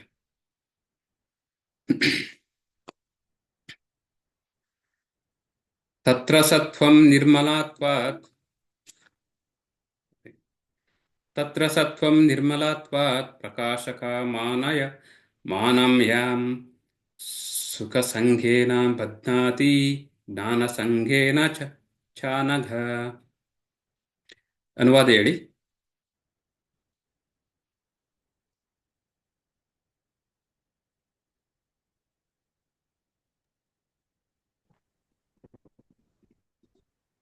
ಪಾಪರಹಿತನೇ ಸಾತ್ವಿಕ ಗುಣವು ಇತರ ಗುಣಗಳಿಗಿಂತ ನಿರ್ಮಲವಾದದ್ದು. ಆ ಕಾರಣದಿಂದ ಅದು ಪ್ರಕಾಶಮಾನವಾದದ್ದು. ಅದು ಮನುಷ್ಯನು ಎಲ್ಲ ಪಾಪಕರ ಪ್ರತಿಕ್ರಿಯೆಗಳಿಂದ ಬಿಡುಗಡೆ ಮಾಡುತ್ತದೆ. ಈ ಗುಣವನ್ನು ಹೊಂದಿರುವವರನ್ನು ಸುಖ ಮತ್ತು ಜ್ಞಾನಗಳ ಪ್ರಳಯವು ಬಂಧಿಸುತ್ತದೆ. ಸೊ ಇಲ್ಲಿ ಏನ್ ಹೇಳ್ತಾರೆ, ಸತ್ವಗುಣ ಬಗ್ಗೆ ಇಲ್ಲಿ ಹೇಳ್ತಾ ಇದ್ದಾರೆ. ಸತ್ವಗುಣ ಇವೆರಡೂ ಬೇರೆ ಎರಡು ಗುಣಗಳಿಗಿನ್ನ ಹೋಲಿಕೆ ಮಾಡಿದ್ರೆ ಉತ್ತಮ ಗುಣ. ಸೊ ಆದ್ರೆ ಇಲ್ಲಿ ಏನಂತಂದ್ರೆ ಸತ್ವಗುಣದಲ್ಲಿರ್ತಕ್ಕಂಥವನು ಸ್ವಲ್ಪ ಜ್ಞಾನಿಯಾಗಿರ್ತಾನೆ, ಅವನಿಗೆ ಸ್ವಲ್ಪ ಜ್ಞಾನ ತಿಳುವಳಿಕೆ ಎಲ್ಲ ಇರುತ್ತೆ. ಸೊ ಅವನು ತುಂಬಾ ಸಂತೋಷವಾಗಿ ಸುಖಕರವಾಗಿರ್ತಾನೆ. ಸೊ ಅದು ಒಂದು ನಾವು ನೋಡ್ತಕ್ಕಂಥದ್ದು. ಸೊ ಆದರೆ ಅವನು ಕೂಡ ಬಂಧನಕ್ಕೆ ಒಳಗಾಗಿರ್ತಾನೆ ಅಂತ. ಬಂಧನಕ್ಕೆ ಒಳಗಾಗಿರ್ತಾನೆ ಅಂತಂದ್ರೆ ಅವನಿಗೆ ಈ ಬಂಧನದಿಂದ ಮುಕ್ತಿ ಪಡೆಯೋದಕ್ಕೆ ಗೊತ್ತಿರಲ್ಲ ಅವನಿಗೆ. ಆದ್ರೂ ಏನು ಅಂದ್ರೆ ಅವನು ಸುಖವಾಗಿರ್ತಾನೆ. ನಾನು ಮೊದಲಿಗೆ ಹೇಳ್ದಂಗೆ ಇಲ್ಲ, ಆರಾಮಾಗಿದ್ದೀನಿ, ನಾನು ಸುಖವಾಗಿದ್ದೀನಿ, ಸಂತೋಷವಾಗಿದ್ದೀನಿ, ನನಗೇನು ತೊಂದರೆ ಇಲ್ಲ, ಕೆಲಸ ಮಾಡ್ತೀನಿ, ದುಡ್ಡು, ನನಗೆ ಹಣ ಸಂಪಾದನೆ ಮಾಡ್ತೀನಿ, ನಾನು ನಮ್ಮ ಕುಟುಂಬವನ್ನೆಲ್ಲ ಚೆನ್ನಾಗಿ ನೋಡ್ಕೊತಿದ್ದೀನಿ, ನಾನು ಸಂತೋಷವಾಗಿದ್ದೀನಿ ಅಂತ ನಾವು ಅಂದ್ಕೊಳ್ತೀವಿ. ಸೊ ಅದು ಅವರು ಈ ಮತ್ತೆ ಯಾರಿಗೂ ತೊಂದರೆ ಕೊಡದಿರೋ ಥರ ಸತ್ವಗುಣದಲ್ಲಿರ್ತಕ್ಕಂಥವನು ಅಂತಂದ್ರೆ ಅವನು ಬೇರೆಯವರಿಗೆ ಯಾರಿಗೂ ತೊಂದರೆ ಕೊಡದಿರ, ಮೋಸ ಮಾಡದಿರೋ ಥರ ಸತ್ಯವನ್ನು ಅಂದ್ರೆ ಹೆಚ್ಚಾಗಿ ಸತ್ಯವನ್ನು ಪಾಲನೆ ಮಾಡೋದು. ಇವೆಲ್ಲ ಅವನ ಒಂದು ಗುಣಗಳು. ಮತ್ತೆ ಜ್ಞಾನನೂ ಇರುತ್ತೆ, ಅವನಿಗೆ ಒಳ್ಳೆಯ ಜ್ಞಾನನೂ ಕೂಡ ಇರುತ್ತೆ. ಸೊ ಆ ಜ್ಞಾನ ಕೆಲವೊಂದಕ್ಕೆ ಸೀಮಿತವಾಗಿರುತ್ತೆ ಅಂತ. ಅವನಿಗೆ ಈ ಶಾಸ್ತ್ರಗಳ ಜ್ಞಾನ ಕಡಿಮೆ ಇದ್ದಿರ್ಬೋದು, ಬಟ್ ಓವರ್ ಆಲ್ ಆಗಿ ಅವನಿಗೆ ಸರ್ವತೋಮುಖವಾಗಿ ಜ್ಞಾನ ಇರುತ್ತೆ. ಸೊ ಅವನಿಗೆ ಇದರಿಂದ ಮುಕ್ತಿ ಹೊಂದೋದು ಹೇಗೆ ಅಂತ ಗೊತ್ತಿರದೇ ಇರ್ಬೋದು, ಯಾಕೆಂದ್ರೆ ಅವನು ಸೊ ಈ ಶಾಸ್ತ್ರಗಳನ್ನ ಕಂಪ್ಲೀಟ್ ಆಗಿ ಅಧ್ಯಯನ ಮಾಡದೇ ಇರ್ಬೋದು. ಸೊ ಹಾಗಾಗಿ ಅವನಿಗೆ ಒಂದು ಈ ಮುಕ್ತಿ, ಮೂರು ಗುಣಗಳಿಂದ ಮುಕ್ತಿ ಹೇಗೆ ಪಡೆಯೋದು ಅಂತ ಗೊತ್ತಿರಲ್ಲ. ಸೊ ಅವನಿಗೆ ಈ ವ್ಯಕ್ತಿ ಈ ಜ್ಞಾನದಲ್ಲಿರ್ತಾನೆ, ಅವನಿನ್ ಯಾವಾಗಾದ್ರೂ ಅವನಿಗೆ ಅಹಂಕಾರ ಅನ್ನೋದೊಂದು ಬೆಳೆಸ್ಕೊಂಡ್ಬಿಟ್ರೆ ಅವನು ರಜೋಗುಣಕ್ಕೆ ಬಂದ್ಬಿಡ್ತಾನೆ. ಸೊ ಇವಾಗ ನಾನು ಹ್ಯಾಪಿ ಆಗಿದ್ದೀನಿ, ನಾನು ಸಂತೋಷವಾಗಿದ್ದೀನಿ, ನನಗೆ ಒಳ್ಳೆ ಇದಿದೆ ಅಂತೇಳಿ ನಾನು ಅಂದ್ಕೊಂಡ್ಬಿಟ್ರೆ ನನಗೆ ಅಹಂಕಾರ ಬೆಳೀತು ಅಂತೇಳಿ. ಅಹಂಕಾರ ಬಂದ್ರೆ ಏನಾಗುತ್ತೆ, ಅವನು ನೆಕ್ಸ್ಟ್ ಕೆಳಗಿನ ಗುಣಕ್ಕೆ ಬಂದ್ಬಿಡ್ತಾನೆ, ರಜೋಗುಣಕ್ಕೆ ಬಂದ್ಬಿಡ್ತಾನೆ. ಅದು ತುಂಬಾ ಮುಖ್ಯ. ಯಾರು ನಾನು ಅಹಂಕಾರ ಅಂದ್ರೆ ಗೊತ್ತಾಯ್ತಲ್ಲ, ಚಿಕ್ಕದಾಗಿ ನಾವು ನೋಡೋದಾದ್ರೆ ಸ್ವಲ್ಪ ಅಹಂಕಾರ ಬಂದ್ರು ಕೂಡ ಆ ಸ್ಥಿತಿಯಿಂದ, ಆ ಗುಣದಿಂದ ನಾವು ಕೆಳಗಿನ ಗುಣಕ್ಕೆ ಹೋಗ್ತೀವಿ. ಸೊ ಅದನ್ನು ನಾವು ನೋಡ್ಬೇಕು. ಸೊ ಮತ್ತೆ ಅವರು ದಾನ ಮಾಡ್ತಾರೆ, ಧರ್ಮ ಮಾಡ್ತಾರೆ, ಆಚರಣೆಗಳು, ರಿಚುವಲ್ಸ್, ರಿಲಿಜಿಯನ್ಸ್, ಧರ್ಮಕ್ಕೆ ಅದಕ್ಕೋಸ್ಕರ ಎಲ್ಲ ಮಾಡ್ತಾರೆ ಅವರು. ಬಟ್ ಅವರಿಗೆ ಶಾಸ್ತ್ರದ ಒಂದು ಲಭ್ಯತೆ ಕಡಿಮೆ ಇರುತ್ತೆ. ಅಂದ್ರೆ ಶಾಸ್ತ್ರಗಳ ಒಂದು ಓದೋದು ಅದೆಲ್ಲ ಸ್ವಲ್ಪ ಕಡಿಮೆ ಇರುತ್ತೆ. ಇದೆಲ್ಲ ಮಾಡಿದ್ರು ಕೂಡ ಶಾಸ್ತ್ರದಲ್ಲಿ ನಮಗೆ ಶಾಸ್ತ್ರವನ್ನು ಅರ್ಥ ಮಾಡ್ಕೊಳ್ಳದೆ ಇದ್ರೆ ಸೊ ಅವರು ಈ ಮೂರು ಗುಣಗಳಿಂದ ಹೊರಗೆ ಬರೋದಕ್ಕೆ ಸಾಧ್ಯವಾಗೋದಿಲ್ಲ ಅಂತೇಳಿ ಹೇಳ್ತಾರೆ. ಎಕ್ಸಾಂಪಲ್ಸು ಈ ಸೈಂಟಿಸ್ಟ್, ಇವರಿಗೆಲ್ಲ ಒಳ್ಳೊಳ್ಳೆ ಜ್ಞಾನ ಇರುತ್ತೆ, ಜ್ಞಾನಿಗಳು, ತತ್ವಜ್ಞಾನಿಗಳು. ಸೊ ಇವರೆಲ್ಲ ಒಳ್ಳೊಳ್ಳೆ ಜ್ಞಾನಗಳನ್ನು ಹೊಂದಿರ್ತಾರೆ, ಬಟ್ ಅವರಿಗೆ ಶಾಸ್ತ್ರದ ಒಂದು ಕೊರತೆ ಇರುತ್ತೆ. ಸೊ ಭಗವದ್ಗೀತಾ, ಭಾಗವತಂ ಈ ಥರದ ಶಾಸ್ತ್ರಗಳನ್ನ ಅವರು ಓದಿರೋದಿಲ್ಲ. ಹಾಗಾಗಿ ಆ ಒಂದು ಜ್ಞಾನ ಇಲ್ಲದೆ ಇರೋದ್ರಿಂದ ಅವರಿಗೆ ಈ ಬಂಧನದಿಂದ ಮುಕ್ತಿ ಪಡೆಯೋದಕ್ಕೆ ತೊಂದರೆ ಆಗುತ್ತೆ. ಸೊ ಅಂತೇಳಿ ಹೇಳ್ತಾರೆ.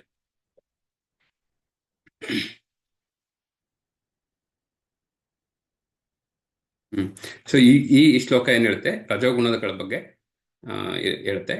ಸೊ ರಜೋ ರಾಗಾತ್ಮಕಂ ವಿದ್ಧಿ ತೃಷ್ಣ ಸಂಗ ಸಮುದ್ಭವಂ ತನ್ನಿಬಧ್ನಾತಿ ಕೌಂತೇಯ ಕರ್ಮ ಸಂಘೇನ ದೇಹಿನಂ.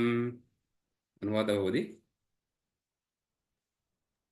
ಕುಂತಿಯ ಮಗನಾದ ಅರ್ಜುನನೇ, ರಜೋಗುಣವು ಮಿತಿಯಿಲ್ಲದ ಆಸೆಗಳು ಮತ್ತು ಬಯಕೆಗಳಿಂದ ಹುಟ್ಟುತ್ತದೆ. ಇದರಿಂದಾಗಿ ದೇಹಧಾರಿಯಾದ ಜೀವಿಯು ಐಕಿಕ ಕಾಮ್ಯ ಕರ್ಮಗಳಲ್ಲಿ ಸಿಕ್ಕಿಕೊಳ್ಳುತ್ತಾನೆ.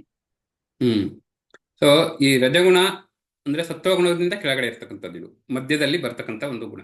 ಸೊ ನಾವು ಏನು ನೋಡ್ತಾ ಇದೀವಿ ಇಲ್ಲಿ ಅಂದ್ರೆ ಮೂರು ಗುಣಗಳು ಮುಖ್ಯವಾಗಿ. ಆ ಮೂರು ಗುಣಗಳಲ್ಲಿ ವ್ಯಕ್ತಿಗಳು ಯಾವ ರೀತಿ ಇರ್ತಾರೆ, ಆ ವ್ಯಕ್ತಿಗಳ ಗುಣಗಳು ಹೇಗಿರುತ್ತೆ, ಅವರ ಚಟುವಟಿಕೆಗಳು ಹೇಗಿರುತ್ತೆ, ಮತ್ತೆ ಆ ವ್ಯಕ್ತಿಗಳು ಹೆಂಗೆ ಇವಾಗ ಕೆಳಗಿನ ಒಂದು ಗುಣದಲ್ಲಿದ್ರೆ ಯಾವ ರೀತಿ ಮೇಲಿನ ಗುಣಕ್ಕೆ ಹೋಗ್ಬೋದು ನಾವು. ಇವನ್ನು ಮೇಲಿನ ಗುಣದಲ್ಲಿರ್ತಕ್ಕಂಥವ್ರು ಕೆಳಗಿನ ಗುಣದಕ್ಕೂ ಬರೋದಕ್ಕೆ ಸಾಧ್ಯತೆ ಇದೆ. ಸೊ ಅದನ್ನ ನಾವು ನೋಡ್ತಾ ಇದೀವಿ ಇವಾಗ. ಸೊ ಇಲ್ಲೇನ್ ಹೇಳ್ತಿದ್ದಾರೆ, ಇದ್ರ ರಜೋಗುಣದ ಬಗ್ಗೆ ಹೇಳ್ತಾರೆ. ಸೊ ರಜೋಗುಣ ಮುಖ್ಯವಾಗಿ ಸೊ ಏನ್ ತೋರಿಸುತ್ತೆ ಅಂತಂದ್ರೆ, ಅವರಿಗೆ ರಜೋಗುಣದಲ್ಲಿರ್ತಕ್ಕಂಥವ್ರಿಗೆ ಆಕರ್ಷಣೆ, ಸ್ತ್ರೀಗೆ ಪುರುಷನ ಒಂದು ಆಕರ್ಷಣೆ, ಪುರುಷನಿಂದ ಸ್ತ್ರೀಯ ಮೇಲೆ ಆಕರ್ಷಣೆ ಇರುತ್ತೆ. ಅವರು ರಜೋ ಅಂತಂದ್ರೆ ಅದೇ ಪ್ಯಾಷನ್ ಅಂತ ಹೇಳ್ತಾರೆ ಇಂಗ್ಲಿಷಲ್ಲಿ. ಸೊ ಅದು ಮುಖ್ಯವಾಗಿ ಅವರಿಗೆ ಆಕರ್ಷಣೆ ಆ ರೀತಿ ಇರುತ್ತೆ ಮೊದಲನೇದಾಗಿ. ನಂತರ ಅವರಿಗೆ ಈ ನಾಗರಿಕತೆ, ಈ ನಮ್ಮ ಸಮಾಜದಲ್ಲಿ ಅವರು ಮುಖ್ಯವಾಗಿ ಯಶಸ್ಸು ಪಡಿಬೇಕು ಅಂತ ತುಂಬಾ ಆಸೆ ಇರುತ್ತೆ ಅವ್ರಿಗೆ. ಸೊ ಮುಖ್ಯವಾಗಿ ನಾವು ಹೇಳ್ತೀವಿ ಪೊಲಿಟಿಷಿಯನ್ಸ್ ಅಂತ ಹೇಳ್ತೀವಿ, ರಾಜಕೀಯ ವ್ಯಕ್ತಿಗಳು, ಲೀಡರ್ಶಿಪ್ ಕ್ವಾಲಿಟಿ ಸ್ವಲ್ಪ ಜಾಸ್ತಿ ಇರುತ್ತೆ. ಅವರಿಗೆ ತೋರಿಸ್ಕೋಬೇಕು, ಹೊರಗಡೆ ನನ್ನ ಹೆಸರು ಮಾಡಬೇಕು, ನಾನು ಚೆನ್ನಾಗಿ ಮುಂದೆ ಬರಬೇಕು. ಸೊ ಈ ಥರದ ಒಂದು ಲೀಡರ್ಶಿಪ್ ಕ್ವಾಲಿಟೀಸ್ ತುಂಬ ಇರುತ್ತೆ ಅವರಿಗೆ. ಅವ್ರಿಗೇನು ಯಾವಾಗಲೂ ಸೊಸೈಟಿನಲ್ಲಿ ಮುಂದೆ ಇರಬೇಕು ಅಂತೇಳಿ. ಸೊ ಹಿಂದೆ ಇರೋದಕ್ಕೆ ಇಷ್ಟಪಡಲ್ಲ ಅವರು. ಸೊ ಅವರು ರಜೋಗುಣದಲ್ಲಿರ್ತಕ್ಕಂಥವ್ರು. ಅದೇ ರೀತಿ ಮತ್ತೆ ಅವರು ಹೆಚ್ಚಾಗಿ ಕೆಲಸ ಮಾಡ್ತಾರೆ, ಹೆಚ್ಚಾಗಿ ಶ್ರಮಿಸ್ತಾರೆ. ಏನಕ್ಕೆಂದರೆ ಹಣ ಮಾಡಬೇಕು, ಹಣ ಮಾಡಿ ನಾನು ಹೆಸರು ಮಾಡಬೇಕು ಅಂತೇಳಿ ಅವರು ಯಾವಾಗಲೂ ಕೆಲಸದ ಬಗ್ಗೆ ಚಿಂತನೆ ಮಾಡ್ತಾರೆ. ಕೆಲಸದಿಂದ ಹಣ ಯಾವ ರೀತಿ ನಾವು ಮಾಡಬೇಕು. ಮತ್ತು ಅವ್ರದ್ದು ಮುಖ್ಯವಾಗಿ ಕಾಮ್ಯಕರ್ಮ ಆಗಿರುತ್ತೆ ಅಂತೇಳಿ. ಕಾಮ್ಯಕರ್ಮ ಅಂದರೆ ಸೊ ಫಲಾಶ್ರುತಿ, ಅಂದರೆ ನಾವು ಮಾಡಿದ ಒಂದು ಕೆಲಸಕ್ಕೆ ಫಲ ಅಪೇಕ್ಷಿತ ಒಂದು ಕೆಲಸ ಮಾಡೋದು ಅಂತೇಳಿ. ಅದರಿಂದ ಎಕ್ಸ್ಪೆಕ್ಟ್ ಮಾಡ್ಕೊಂಡು ಫಲನ ನಾವು ಕೆಲಸ ಮಾಡೋದ್ರಿಂದ ಎಷ್ಟು ಬರುತ್ತೆ ನನಗೆ ಹೇಳಿ ಅದನ್ನೇ ಅಪೇಕ್ಷೆ ಮಾಡಿಕೊಂಡು ಮಾಡೋಂಥವ್ರು ಅವರು ಈ ರಜೋಗುಣದಲ್ಲಿ ಇರ್ತಾರೆ ಅಂತೇಳಿ. ಅವ್ರು ಯಾವಾಗಲೂ ಅವರ ಸ್ವಂತ ಅವ್ರ ಕುಟುಂಬ ಬಗ್ಗೆ ಚಿಂತೆ ಮಾಡೋದು, ಅವ್ರ ಮಕ್ಕಳು, ಹೆಂಡತಿ, ಗಂಡ, ಅವರ ಒಂದು ಪೋಷಕರು, ಇವ್ರ ಬಗ್ಗೆನೇ ಚೆನ್ನಾಗಿ ಚಿಂತೆ ಮಾಡಿ ಒಂದೊಳ್ಳೆ ನಾನು ದೊಡ್ಡದು ಒಂದು ಮನೆ ಕಟ್ಟಬೇಕು, ನಾನು ಚೆನ್ನಾಗಿ ದುಡ್ಡು ಮಾಡಬೇಕು, ಈ ಥರದ ವಿಚಾರದಲ್ಲಿ ತುಂಬ ಇರ್ತಾರೆ ಅಂತ. ಮುಖ್ಯವಾಗಿ ಇಲ್ಲಿ ಹೊರಡೆ ಹೇಳಿದ್ದಾರೆ ನೋಡಿ, ರಾಗ ಮತ್ತೆ ತೃಷ್ಣ. ರಾಗಾತ್ಮಕಂ ವಿದ್ಧಿ ತೃಷ್ಣ. ರಾಗ ಅಂತಂದ್ರೆ ಸೊ ಮುಖ್ಯವಾಗಿ ನಾವು ನೋಡೋದಂದ್ರೆ ಬಯಕೆ, ಕಾಮದಿಂದ ಕೂಡಿದ್ದು ಅಂತ. ಅವನು ಹೆಚ್ಚಾಗಿ ಬಯಕೆ, ಅವನಿಗಿಷ್ಟ. ಸೊ ಅದನ್ನೇ ಕಾಮ ಅಂದ್ರೂ ಅದನ್ನೇ ಆಸೆ ಅಲ್ವಾ, ದುರಾಸೆ, ಅದು ಆಸೆ ಅಂತ ಹೇಳ್ತೀವಲ್ಲ, ಅದಕ್ಕೆ ರಾಗ ಅಂತ ಹೇಳ್ತಾರೆ. ಸೊ ಆ ಗುಣದಲ್ಲಿ ಅವನು ಇರ್ತಾನೆ. ತೃಷ್ಣ ಅಂದ್ರೆ ಯಾವಾಗಲೂ ಕಾತುರತೆ ಅಂದ್ರೆ ಸೊ ನಾನು ಅದು ಮಾಡಬೇಕು, ಇದು ಮಾಡಬೇಕು ಅಂತೇಳಿ. ಸೊ ಮನಸ್ಸಲ್ಲಿ ಯಾವಾಗಲೂ ಕಾತುರದಿಂದ ಆತುರಿತಾ ಇರ್ತಾರೆ ಅಂತೇಳಿ. ಸೊ ಇದು ಮಧ್ಯದಲ್ಲಿ ಬರ್ತಕ್ಕಂಥ ಒಂದು ಗುಣ. ಸೊ ಅವರು ಸ್ವಲ್ಪ ಅದನ್ನ ಫಲಾಪೇಕ್ಷೆಯನ್ನ ಬಿಟ್ಟು ಅವರು ಕೆಲಸ ಮಾಡ್ತಾ ಹೋದ್ರೆ ಅವರು ಸತ್ವಗುಣಕ್ಕೆ ಹೋಗ್ಬೋದು, ಮೇಲಿನ ಹಂತಕ್ಕೆ ಹೋಗ್ಬೋದು. ಸೊ ಕೆಲವೊಂದು ಟೈಮ್ ಏನಾಗುತ್ತೆ ಅಂತಂದ್ರೆ ಅವರು ಈ ಕೆಲಸ ಮಾಡ್ಬೇಕಾದ್ರೆ, ಎಷ್ಟೆಲ್ಲ ಕೆಲಸ ಮಾಡ್ಬೇಕಾದ್ರೆ ಆಲಸ್ಯ ಬೆಳೆಸ್ಕೊಂಡ್ಬಿಟ್ರೆ, ಇವಾಗ ನಾನು ಸುಮಾರು ಚೆನ್ನಾಗಿ ಹಣ ಮಾಡಿ ಅದರಿಂದ ಮತ್ತೆ ಆಲಸ್ಯ ಬಂತು ಅಂದ್ರೆ, ಆಲಸ್ಯ ಅಂತಂದ್ರೆ ಲೇಜಿನೆಸ್ ಅಂತ ಇಂಗ್ಲೀಷಲ್ಲಿ. ಆಲಸ್ಯ ಬಂತು ಅಂದ್ರೆ ಅವರು ಕೆಳಗಿನ ಒಂದು ಗುಣಕ್ಕೂ ಬರ್ಬೋದು. ಯಾವುದು ಕೆಳಗಿನ ಗುಣ? ತಮೋಗುಣ ಅಲ್ವಾ. ಸೊ ಯಾರೋ ಆಸೆಯಿಂದ ಇರೋರು ಸೊ ಅವರು ಆಲಸ್ಯ ಬೆಳೆಸ್ಕೊಂಡ್ರೆ ಅವರು ಕೆಳಗಿನ ಗುಣಕ್ಕೂ ಬರ್ಬೋದು. ಹೀಗೆ ಈ ಮೂರು ಗುಣಗಳು ಒಂದರಿಂದ ಒಂದು ಸಂಬಂಧವಾಗಿರ್ತವೆ. ಒಬ್ಬ ಮನುಷ್ಯ ಮೇಲಿನ ಗುಣಕ್ಕೂ ಹೋಗ್ಬೋದು, ಅದೇ ರೀತಿ ಮೇಲಿನ ಗುಣಗಳು ಹೊಂದಿರತಕ್ಕಂಥ ಮನುಷ್ಯ ಕೆಳಗಿನ ಒಂದು ಗುಣಕ್ಕೂ ಬರ್ಬೋದು.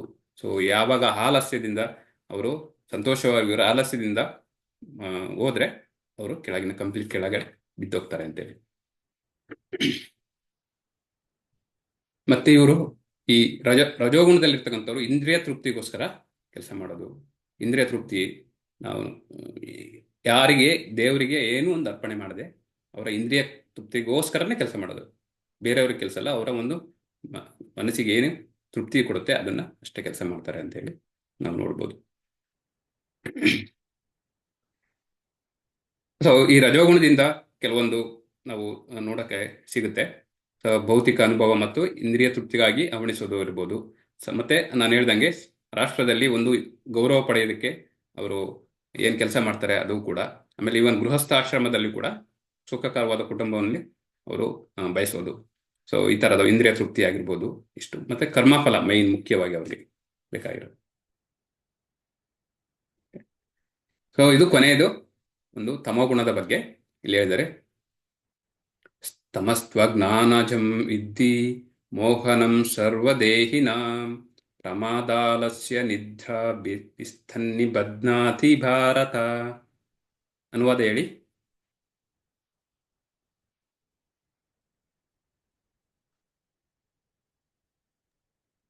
ಭರತ ವಂಶಜನಾದ ಅರ್ಜುನನೇ, ಅಜ್ಞಾನದಿಂದ ಹುಟ್ಟಿದ ತಮೋಗುಣವು ದೇಹಧಾರಿಗಳಾದ ಎಲ್ಲಾ ಜೀವಿಗಳ ಭ್ರಮೆ. ಈ ಗುಣದ ಪರಿಣಾಮಗಳೆಂದರೆ ಹುಚ್ಚು, ಪ್ರಮಾದ ಮತ್ತು ನಿದ್ರೆ. ಇವು ಬದ್ಧ ಆತ್ಮವನ್ನು ಬಂಧಿಸುತ್ತವೆ. ಸೊ ತಮೋಗುಣದಲ್ಲಿ ಯಾವ ರೀತಿ ಇರೋರು ಯಾವ ರೀತಿ ಇರ್ತಾರೆ ಅಂತ, ಅವರ ಚಟುವಟಿಕೆ ಯಾವ ರೀತಿ ಇರುತ್ತೆ ಅಂತ ಇಲ್ಲಿ ಹೇಳಿದ್ದಾರೆ. ಸೊ ಮುಖ್ಯವಾಗಿ ಅವ್ರಿಗೆ ಅಜ್ಞಾನ ಗುಣ ಏನಿದೆ, ಅವರಿಗೆ ಜ್ಞಾನದ ಕೊರತೆ ತುಂಬಾ ಕಡಿಮೆ. ಹೇಗೆ ಸತ್ವಗುಣದಲ್ಲಿ ಇರ್ತಕ್ಕಂಥವ್ರಿಗೆ ಜ್ಞಾನದ ಕೊರತೆ ಇರಲ್ಲ, ಜ್ಞಾನ ಚೆನ್ನಾಗೇ ಇರುತ್ತೆ. ಬಟ್ ಅವ್ರಿಗೆ ಆದ್ರೆ ಶಾಸ್ತ್ರದ ಒಂದು ಜ್ಞಾನ ಸ್ವಲ್ಪ ಕಡಿಮೆ ಇರ್ಬೋದು. ಅದು ಬಿಟ್ರೆ ಬೇರೆ ಒಳ್ಳೆಯ ಜ್ಞಾನ ಬೇರೆದಿಲ್ಲ. ಈ ಭೌತಿಕ ಐಹಿಕ ಪ್ರಪಂಚದ ಒಂದು ಜ್ಞಾನ ಚೆನ್ನಾಗಿರುತ್ತೆ ಅವ್ರಿಗೆ. ಸೊ ಇವ್ರಿಗೆ ಹೆಂಗೆ ಅಂದ್ರೆ ಜ್ಞಾನದ ಕೊರತೆ ತುಂಬಾ ಕಡಿಮೆ ಇರುತ್ತೆ. ಈವನ್ ರಾಜಸಿಕ ಗುಣದಲ್ಲಿರ್ತಕ್ಕಂಥವ್ರಿಗೂ ಕೂಡ ಅವ್ರಿಗೂ ಒಂದು ಸರಾಸರಿಯಾಗಿ ಜ್ಞಾನ ಇರುತ್ತೆ. ಸೊ ಇಲ್ಲಿ ಇವರಿಗೆ ತುಂಬಾ ಕಂಪ್ಲೀಟ್ ಆಗಿ ಜ್ಞಾನ ಕಡಿಮೆ ಇರುತ್ತೆ ಅಂತ ಹೇಳ್ತಾರೆ. ಅವ್ರು ಯಾವ ರೀತಿ ಇರ್ತಾರೆ ಅಂದ್ರೆ ಕೆಲಸ ಮಾತ್ರ ಕಡಿಮೆ ಮಾಡ್ತಾರೆ. ಅವರು ಕೆಲಸ ಜಾಸ್ತಿ ಮಾಡಕ್ ಹೋಗೋದಿಲ್ಲ. ಅವರಿಗೆ ಫಿಸಿಕಲ್ ಆಗಿರ್ಬೋದು, ಮೆಂಟಲಿ, ಇವನ್ ಮಾನಸಿಕವಾಗಿ ಮತ್ತೆ ದೈಹಿಕವಾಗಿ ಕೂಡ ಕೆಲಸ ಮಾಡೋದಕ್ಕೆ ಇಚ್ಛೆ ಪಡಲ್ಲ. ಅವರು ಯಾವಾಗಲೂ ಆಲಸ್ಯದಿಂದ ಕೂಡಿರ್ತಾರೆ ಅಂತೇಳಿ ಹೇಳ್ತಾರೆ. ಮತ್ತೆ ಅವರು ತುಂಬಾ ನಿದ್ರೆ ಮಾಡ್ತಾರೆ ಅಂತೇಳಿ. ನಾವೆಲ್ಲ ಎಷ್ಟು ಗಂಟೆ ನಿದ್ದೆ ಮಾಡ್ತೀವಿ? 6 ಗಂಟೆಯಿಂದ 8 ಗಂಟೆ ನಿದ್ದೆ ಮಾಡ್ತೀವಲ್ವಾ? ಸೊ ನಾರ್ಮಲ್ ಸಾಮಾನ್ಯ ಮನುಷ್ಯ 6 ರಿಂದ 8 ಗಂಟೆ.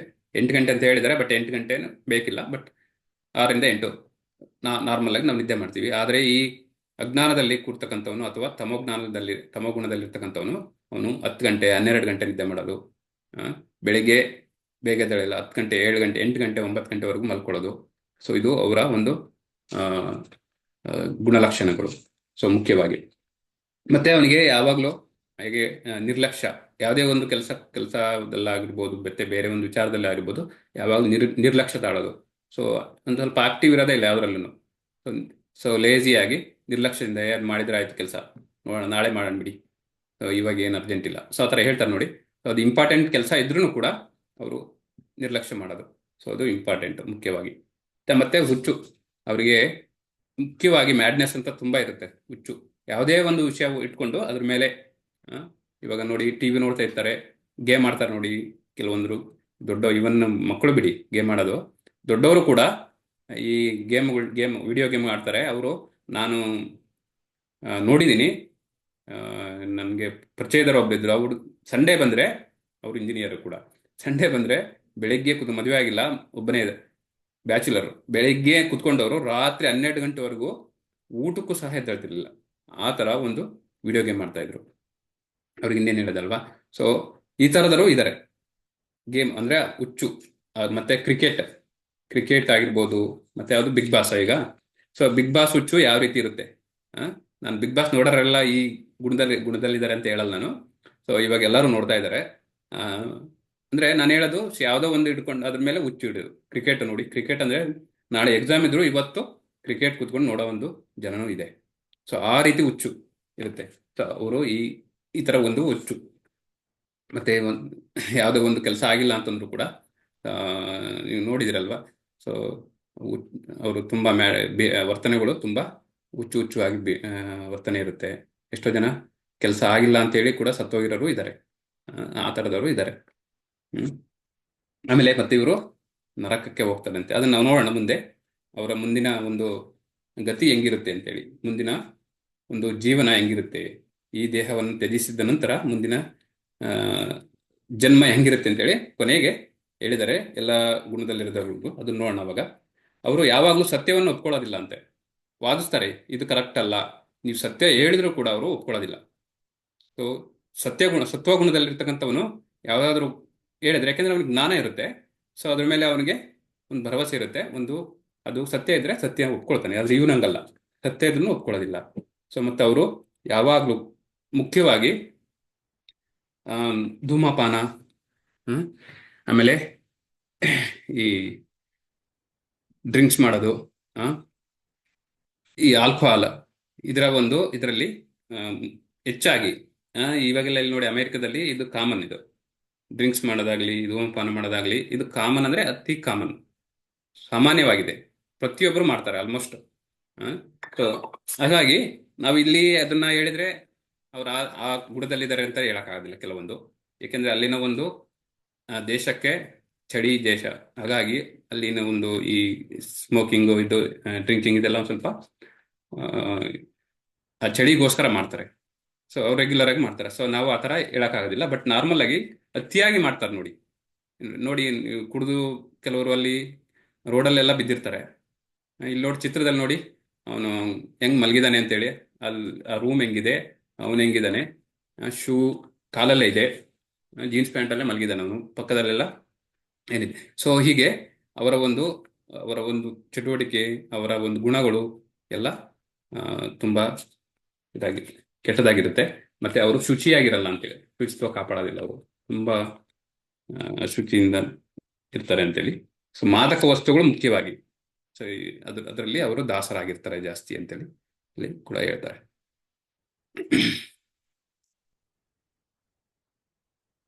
ಸೊ ಇಷ್ಟು ಮೂರು ಗುಣಗಳ ಒಂದು ವ್ಯಕ್ತಿ ಯಾವ ರೀತಿ ಇರ್ತಾರೆ ಅಂತೇಳಿ. ಸೊ ನಾವು ಎಲ್ಲರಲ್ಲೂ ಮೂರು ಗುಣಗಳು ಇರುತ್ತೆ, ಎಲ್ಲರಲ್ಲೂ ಇರುತ್ತೆ ಮೂರು ಗುಣಗಳು. ಬಟ್ ಆದರೆ ಪರ್ಸೆಂಟೇಜ್ ನಮಗೆ ಮುಖ್ಯ. ಇಲ್ಲಿ ಸತ್ವಗುಣದಲ್ಲಿ ಇರ್ತಕ್ಕಂಥವ್ರು ಹೆಚ್ಚಿನದಾಗಿ ಒಂದು ಪ್ರತಿಶತ 90% ಒಳ್ಳೆ ಒಂದು ನಾನು ಹೇಳಿದಂಗೆ ಆ ಗುಣಗಳನ್ನು ಹೊಂದಿರ್ತಾರೆ. ಬೇರೆ ಎರಡು ಗುಣಗಳು 10% ಮತ್ತೆ 5%, 15% ಈ ಥರ ಕಡಿಮೆ ಒಂದು ಪರ್ಸೆಂಟೇಜ್ ಇರುತ್ತೆ. ಮುಖ್ಯವಾಗಿ ಸತ್ವ ಗುಣಗಳು ಜಾಸ್ತಿ ಇರುತ್ತೆ ಅಂತೇಳಿ. ಸೊ ಎಲ್ಲರೂ ಈ ಮೂರು ಗುಣಗಳನ್ನು ಹೊಂದಿರ್ತಾರೆ. ಬಟ್ ಆದರೆ ಹೆಚ್ಚಿನದಾಗಿ ಸೊ ಯಾವ ಪರ್ಸೆಂಟೇಜ್ ಯಾರ ಹತ್ರ ಇರುತ್ತೆ ಅದ್ರ ಮೇಲೆ ನಾವು ನಿರ್ಧಾರ ಮಾಡ್ಬೋದು ನಾವು ಯಾವ ಒಂದು ಗುಣದಲ್ಲಿ ಇದೀವಿ ಅಂತೇಳಿ. ಇವಾಗ ನಾವೆಲ್ಲ ಯಾವ ಗುಣದಲ್ಲಿ ಇದೀವಿ ಅಂತೇಳಿ ನಾವು ಖಂಡಿತವಾಗಿ ನಿರ್ಧಾರ ಮಾಡ್ಬೋದು. ಹಾಗೇನೆ ನಾವು ಕೂಡ ಮುಂದಿನ ಹಂತಕ್ಕೆ, ಮುಂದಿನ ಒಂದು ಗುಣಕ್ಕೆ ಹೋಗೋದಕ್ಕೆ ಟ್ರೈ ಕೂಡ ಮಾಡ್ಬೋದು. ಅಲ್ವಾ? ಓಕೆ, 14-15 ಶ್ಲೋಕ ನೋಡೋಣ ಇವಾಗ. ಯದಾ ಸತ್ವೇ ಪ್ರವೃದ್ಧೇತು ಪ್ರಲಯಂ ಯಾತಿ ದೇಹಭೃತ್ ತದೋತ್ತಂ ಇದಾಂ ಲೋಕನಾಮ ಮಲಾನ್ ಪ್ರತಿಪದ್ಯತೆ ರಜಸಿ ಪ್ರಲಯಂ ಗತ್ವಾ ಕರ್ಮ ಸಂಗಿಷು ಜಾಯತೆ ತಥಾ ಪ್ರಲೀನಸ್ತಮಸಿ ಮೂಢಯೋನಿಷು ಜಾಯತೆ. ಯಾರಾದ್ರೂ ಓದಿ ಅನುವಾದನ. ಸತ್ವಗುಣದಲ್ಲಿ ಮನುಷ್ಯನು ಸತ್ತರೆ ಅವನು ಮಹರ್ಷಿಗಳ ಪರಿಶುದ್ಧವಾದ ಉನ್ನತ ಲೋಕಗಳನ್ನು ತಲುಪುತ್ತಾನೆ. ರಜೋಗುಣದಲ್ಲಿ ಮರಣ ಹೊಂದುವ ಮನುಷ್ಯನು ಫಲಾಪೇಕ್ಷೆ ಇರುವ ಕರ್ಮಗಳಲ್ಲಿ ತೊಡಗಿರುವವರ ಮಧ್ಯೆ ಹುಟ್ಟುತ್ತಾನೆ. ತಮೋಗುಣದಲ್ಲಿ ಮನುಷ್ಯನು ಸತ್ತರೆ ಪ್ರಾಣಿ ವರ್ಗದಲ್ಲಿ ಹುಟ್ಟುತ್ತಾನೆ. ಸೊ ಇಲ್ಲಿ ನೋಡಿ, ಇದು ಯಾರು ಈ ದೇಹವನ್ನು ತ್ಯಜಿಸಿದ ನಂತರ ಯಾವ ಗುಣದಲ್ಲಿರ್ತಕ್ಕಂಥವ್ರು ಯಾವ ಒಂದು ಲೋಕಕ್ಕೆ ಹೋಗ್ತಾರೆ ಅಂತಲ್ಲಿ ದೇವರು ಹೇಳಿದ್ದಾರೆ 14-15 ಶ್ಲೋಕದಲ್ಲಿ. ಸೊ ಏನ್ ಹೇಳಿದ್ದಾರೆ? ರಜೋಗುಣದಲ್ಲಿ ಇರ್ತಕ್ಕಂಥವನು ಮುಖ್ಯವಾಗಿ ಅವನು ಏಕೆಂದ್ರೆ ಅವನಿಗೆ ಫಲಾಪೇಕ್ಷೆ ಇರುತ್ತೆ, ಅವನು ಯಾವಾಗಲೂ ಕರ್ಮದಲ್ಲೂ ಕೂಡ ಏನೋ ಕೆಲಸದಲ್ಲೂ ಕಡಿಮೆ, ಹಾಗಾಗಿ ಅವನು ಪ್ರಾಣಿ ವರ್ಗಕ್ಕೆ ಸೇರ್ತಾನೆ ಅಂತ ಹೇಳ್ತಾರೆ ಇಲ್ಲಿ. ಅಂದ್ರೆ ಅವನಿಗೆ ನೆಕ್ಸ್ಟ್ ಜನ್ಮ ಪ್ರಾಣಿ ಜನ್ಮ ಅಥವಾ ಮನುಷ್ಯನ ಜನ್ಮ ಬಿಟ್ಟು ಬೇರೆ ಕೆಳಗಿನ ಒಂದು ಜನ್ಮಗಳು, ಸೊ ಪ್ರಾಣಿ ಆಗಿರ್ಬೋದು, ಪಕ್ಷಿ ಆಗಿರ್ಬೋದು, ಆ ಥರ ಬೇರೆ ಒಂದು ಜನ್ಮ ಸಿಗುತ್ತೆ ಅಂತೇಳಿ. ಯಾರೋ ತಮೋಗುಣದಲ್ಲಿ ಇರ್ತಕ್ಕಂಥವ್ನು. ತಮೋಗುಣದಲ್ಲಿ ಅಂದ್ರೆ ಹೇಗೆ ಅಂದ್ರೆ ಅವನು ಆಲಸ್ಯ ನಿದ್ರೆ ಮಾಡೋನು ಜಾಸ್ತಿ, ಹುಚ್ಚಾಟ, ಸೊ ಈ ಥರದವನು. ಮತ್ತೆ ಜ್ಞಾನನೂ ಕಡಿಮೆ ಇರುತ್ತೆ. ಜ್ಞಾನ ಕಡಿಮೆ ಇದೆ ಅಂದ ತಕ್ಷಣ ಅವರು ಹುಚ್ಚಾಟ ಆಡ್ಬೇಕು ಅಂತೇನಿಲ್ಲ. ಎಷ್ಟೋ ಜನ ಅವ್ರಿಗೆ ಓದೋದಕ್ಕೆ ಬರೆಯೋದಕ್ಕೆ ಬರಲ್ಲ, ಅವರು ವರ್ತನೆ ನೋಡಿ ಎಷ್ಟು ಚೆನ್ನಾಗಿರುತ್ತೆ ಅಂತೇಳಿ. ಸಾಮಾನ್ಯವಾಗಿ ಅವರ ವರ್ತನೆಗಳು ತುಂಬಾ ಚೆನ್ನಾಗಿರುತ್ತೆ. ಓದಿದ್ರು ಕೂಡ ಅಷ್ಟು ಒಳ್ಳೆ ವರ್ತನೆ ಕೆಲವೊಬ್ಬರಿಗೆ ಇರೋದಿಲ್ಲ. ಸೊ ಓದಿರೋದು ಓದಿರೋದಕ್ಕೂ ನಾವು ಕಂಪೇರ್ ಮಾಡೋಣ. ಜ್ಞಾನ ಅಂದ್ರೆ ಸಾಮಾನ್ಯ ಜ್ಞಾನ. ಸೊ ಆ ಗುಣದಲ್ಲಿರ್ತಕ್ಕಂಥವ್ರು ಅವರು ನೆಕ್ಸ್ಟ್ ಜನ್ಮದಲ್ಲಿ ಅವರು ಸೊ ಕಡಿಮೆ ಅಂತಂದ್ರೆ ಪ್ರಾಣಿ ಜನ್ಮ ತಗೋದಕ್ಕೆ ತುಂಬಾ ಹುಟ್ಟುತ್ತಾರೆ ಅಂತ ಅವರು ಬಹುಶಃ ಅಂತ ಹೇಳಿಲ್ಲ, ಅವರು ಹುಟ್ಟುತ್ತಾರೆ ಅಂತಲೇ ಹೇಳಿದ್ದಾರೆ. ಆದ್ರೆ ರಜೋಗುಣದಲ್ಲಿರ್ತಕ್ಕಂಥವ್ರು ಎಲ್ಲಿ ಹುಟ್ಟುತ್ತಾರೆ ಅಂತ ಹೇಳ್ತಿದ್ದಾರೆ. ರಜಗುಣದಲ್ಲಿರ್ತಕ್ಕಂಥವ್ರು ಮುಖ್ಯವಾಗಿ ಅವರಿಗೆ ತುಂಬಾ ಪ್ಯಾಷನ್ ಅಂತ ಇರುತ್ತಲ್ವ. ಪ್ಯಾಷನ್ ಅಂದ್ರೆ ನಾನು ಲೀಡರ್ಶಿಪ್, ನಾನು ಮುಂದಾಳತ್ವ ವಹಿಸ್ಬೇಕು, ನನಗೆ ಯಶಸ್ಸು ಬೇಕು, ನಾನು ಹಣ ಮಾಡಬೇಕು, ನನಗೆ ಚೆನ್ನಾಗಿ ಕೆಲಸ ಮಾಡಿ ನಾನು ಇದನ್ನ ಚೆನ್ನಾಗಿ ನೋಡ್ಕೋಬೇಕು, ಆ ಥರ ಇರುತ್ತೆ. ಹಾಗಾಗಿ ಅವನು ಜನಗಳ ಮಧ್ಯೆನೇ ಜನರಾಗಿ ಹುಟ್ಟುತ್ತಾನೆ ಅಂತ ಹೇಳ್ತಿದ್ದಾರೆ. ಅವನಿಗೆ ಮತ್ತೆ ಮುಂದಿನ ಜನ್ಮದಲ್ಲೂ ಕೂಡ ಸೊ ಇದೇ ಜನ್ಮ, ಯಾವುದು ಮನುಷ್ಯನ ಜನ್ಮ ಸಿಗುತ್ತೆ ಅಂತೇಳಿ ಹೇಳ್ತಿದ್ದಾರೆ. ಸೊ ಹೆಂಗೆ ಅಂದ್ರೆ ಮತ್ತೆ ಇದೇ ಸರಪಳಿನೆಲ್ಲವನು ಕೂಡ ಬರ್ತಾನೆ ಅಂತ. ಸೊ ಇದೇ ಹುಟ್ಟು ಮತ್ತು ಸಾವಿನ ಚಕ್ರದಲ್ಲೇ ಸೇರ್ಕೊಳ್ತಾನೆ ಅವನು ಅಂತ. ಮುಂದಿನ ಜನ್ಮದಲ್ಲಿ ಯಾವ ಯಾವ ಪೇರೆಂಟ್ಸ್ಗೆ ಯಾವ ತಂದೆ ತಾಯಿಗೆ ಹುಡ್ತಾನೆ ಗೊತ್ತಿಲ್ಲ. ಸೊ ಅವನು ತುಂಬಾ ಬಡವರ ತಂದೆ ಹೊಟ್ಟೆನಲ್ಲಿ ಹುಟ್ಟಬಹುದು, ಅಥವಾ ತುಂಬಾ ಶ್ರೀಮಂತರ ಮಟ್ಟವನ್ನೆಲ್ಲ ಹುಟ್ಟಿದ್ದಾರೆ ಅಂತ ಎಲ್ಲೋ ಯಾವಾಗಲೂ ಹೇಳಿಲ್ಲ. ಅವ್ರು ಹುಟ್ಟೋರು ಬೇರೆ. ಹಿಂದಿನ ಅಧ್ಯಾಯದಲ್ಲಿ ಹೇಳಿದಾರಲ್ವಾ, ಭಕ್ತಿ ಮಾಡಿ ಯಾರು ಅರ್ಧಕ್ಕೆ ಕೈಬಿಟ್ಟು ಫುಲ್ ಕಂಪ್ಲೀಟ್ ಮಾಡ್ದಂಗೆ, ಕೈಬಿಟ್ಟಲ್ಲ, ಫುಲ್ ಕಂಪ್ಲೀಟ್ ಆಗಿರಲ್ಲ ಈ ಜನ್ಮದಲ್ಲಿ, ಅವನು ಶ್ರೀಮಂತ ಕುಟುಂಬದಲ್ಲಿ ಹುಟ್ಟತಾನೆ ಅಂತ. ಯಾರದು? ಭಕ್ತಿ ಮಾಡಿದವನು, ರಾಜಸಿಕ ಗುಣದಲ್ಲಿ ಇರ್ತಕ್ಕಂಥವನಲ್ಲ. ಭಕ್ತಿ ಸ್ವಲ್ಪ ಮಾಡಿ ಹೇಳಿ, ಭಕ್ತಿ ಫುಲ್ ಜಾಸ್ತಿ ಮಾಡಿ ಈ ಜನ್ಮದಲ್ಲಿ ಇನ್ನೂ ಕಂಪ್ಲೀಟ್ ಆಗಿಲ್ಲ, 90% ತುಂಬಾ ಜಾಸ್ತಿ ಮಾಡಿ, ಶಾರ್ಟ್ ಮತ್ತೆ ಲಾಂಗ್ ಟರ್ಮ್ ಅಲ್ವಾ,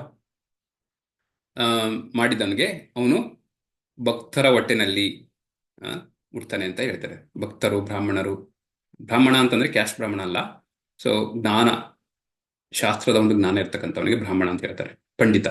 ಸೊ ಅವ್ರ ಹೊಟ್ಟೆನಲ್ಲಿ ಹುಡ್ತಾನೆ. ಬಟ್ ಇಲ್ಲಿ ರಜೋಗುಣದಲ್ಲಿರ್ತಕ್ಕಂಥವ್ರು ಫಲಾಪೇಕ್ಷೆಯನ್ನ ಇನ್ನು ಹೊಂದಿಬಿಟ್ಟು ಕೆಲಸ ಮಾಡ್ತಂಥವ್ರು.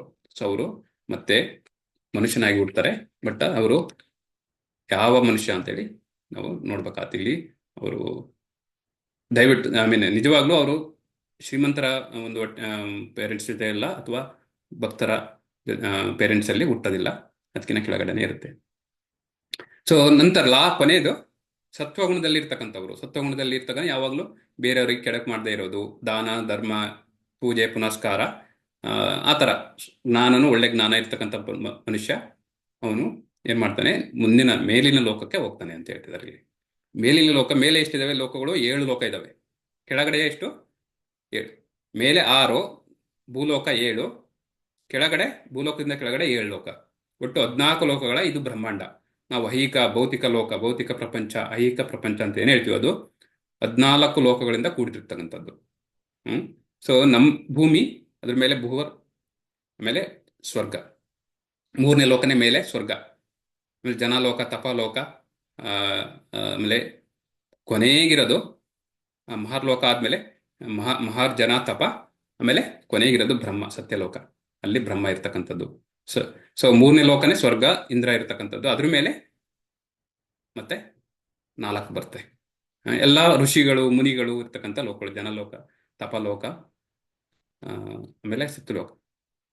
ಅಲ್ಲಿ ಮೇಲೆಲ್ಲ ಹೋಗುತ್ತಂಥವ್ರು ಋಷಿಗಳು ಅಂತಾರೆ, ಹೋಗ್ತಾರೆ. ಸೊ ಹಾಗಾಗಿ ಅವನು ಯಾಕೆಂದ್ರೆ ಪುಣ್ಯ ಮಾಡಿರ್ತಕ್ಕಂಥವನು, ಹಾಗಾಗಿ ಮೇಲೆ ಹೋಗ್ತಾನೆ ಅಂತ. ಮತ್ತೆ ಪುಣ್ಯ ಕ್ಷೀಣೆ, ಆಮೇಲೆ ಮತ್ಸ್ಯಲೋಕ ವಿಶಂತಿ.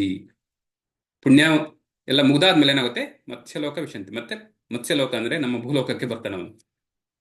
ಅದು ಹಾಗಾಗಿ ಈ 3 ಗುಣದಲ್ಲಿರ್ತಕ್ಕಂಥವ್ರು ಕೂಡ ಯಾವ ರೀತಿ ಇದೆ ಅಂತ ಅವರು ಮತ್ತೆ ಸಾವು ಮತ್ತು ಹುಟ್ಟುಗಳ ಒಂದು ಚಕ್ರದಿಂದ ಬಿಡುಗಡೆ ಹೊಂದೋದಕ್ಕೆ ಸಾಧ್ಯ ಇಲ್ಲ ಅಂತ ಹೇಳಿ ಹೇಳ್ತಿದ್ದಾರೆ. ಸೊ ಹಾಗಾದ್ರೆ ಏನ್ ಮಾಡ್ಬೇಕು ನಾವು?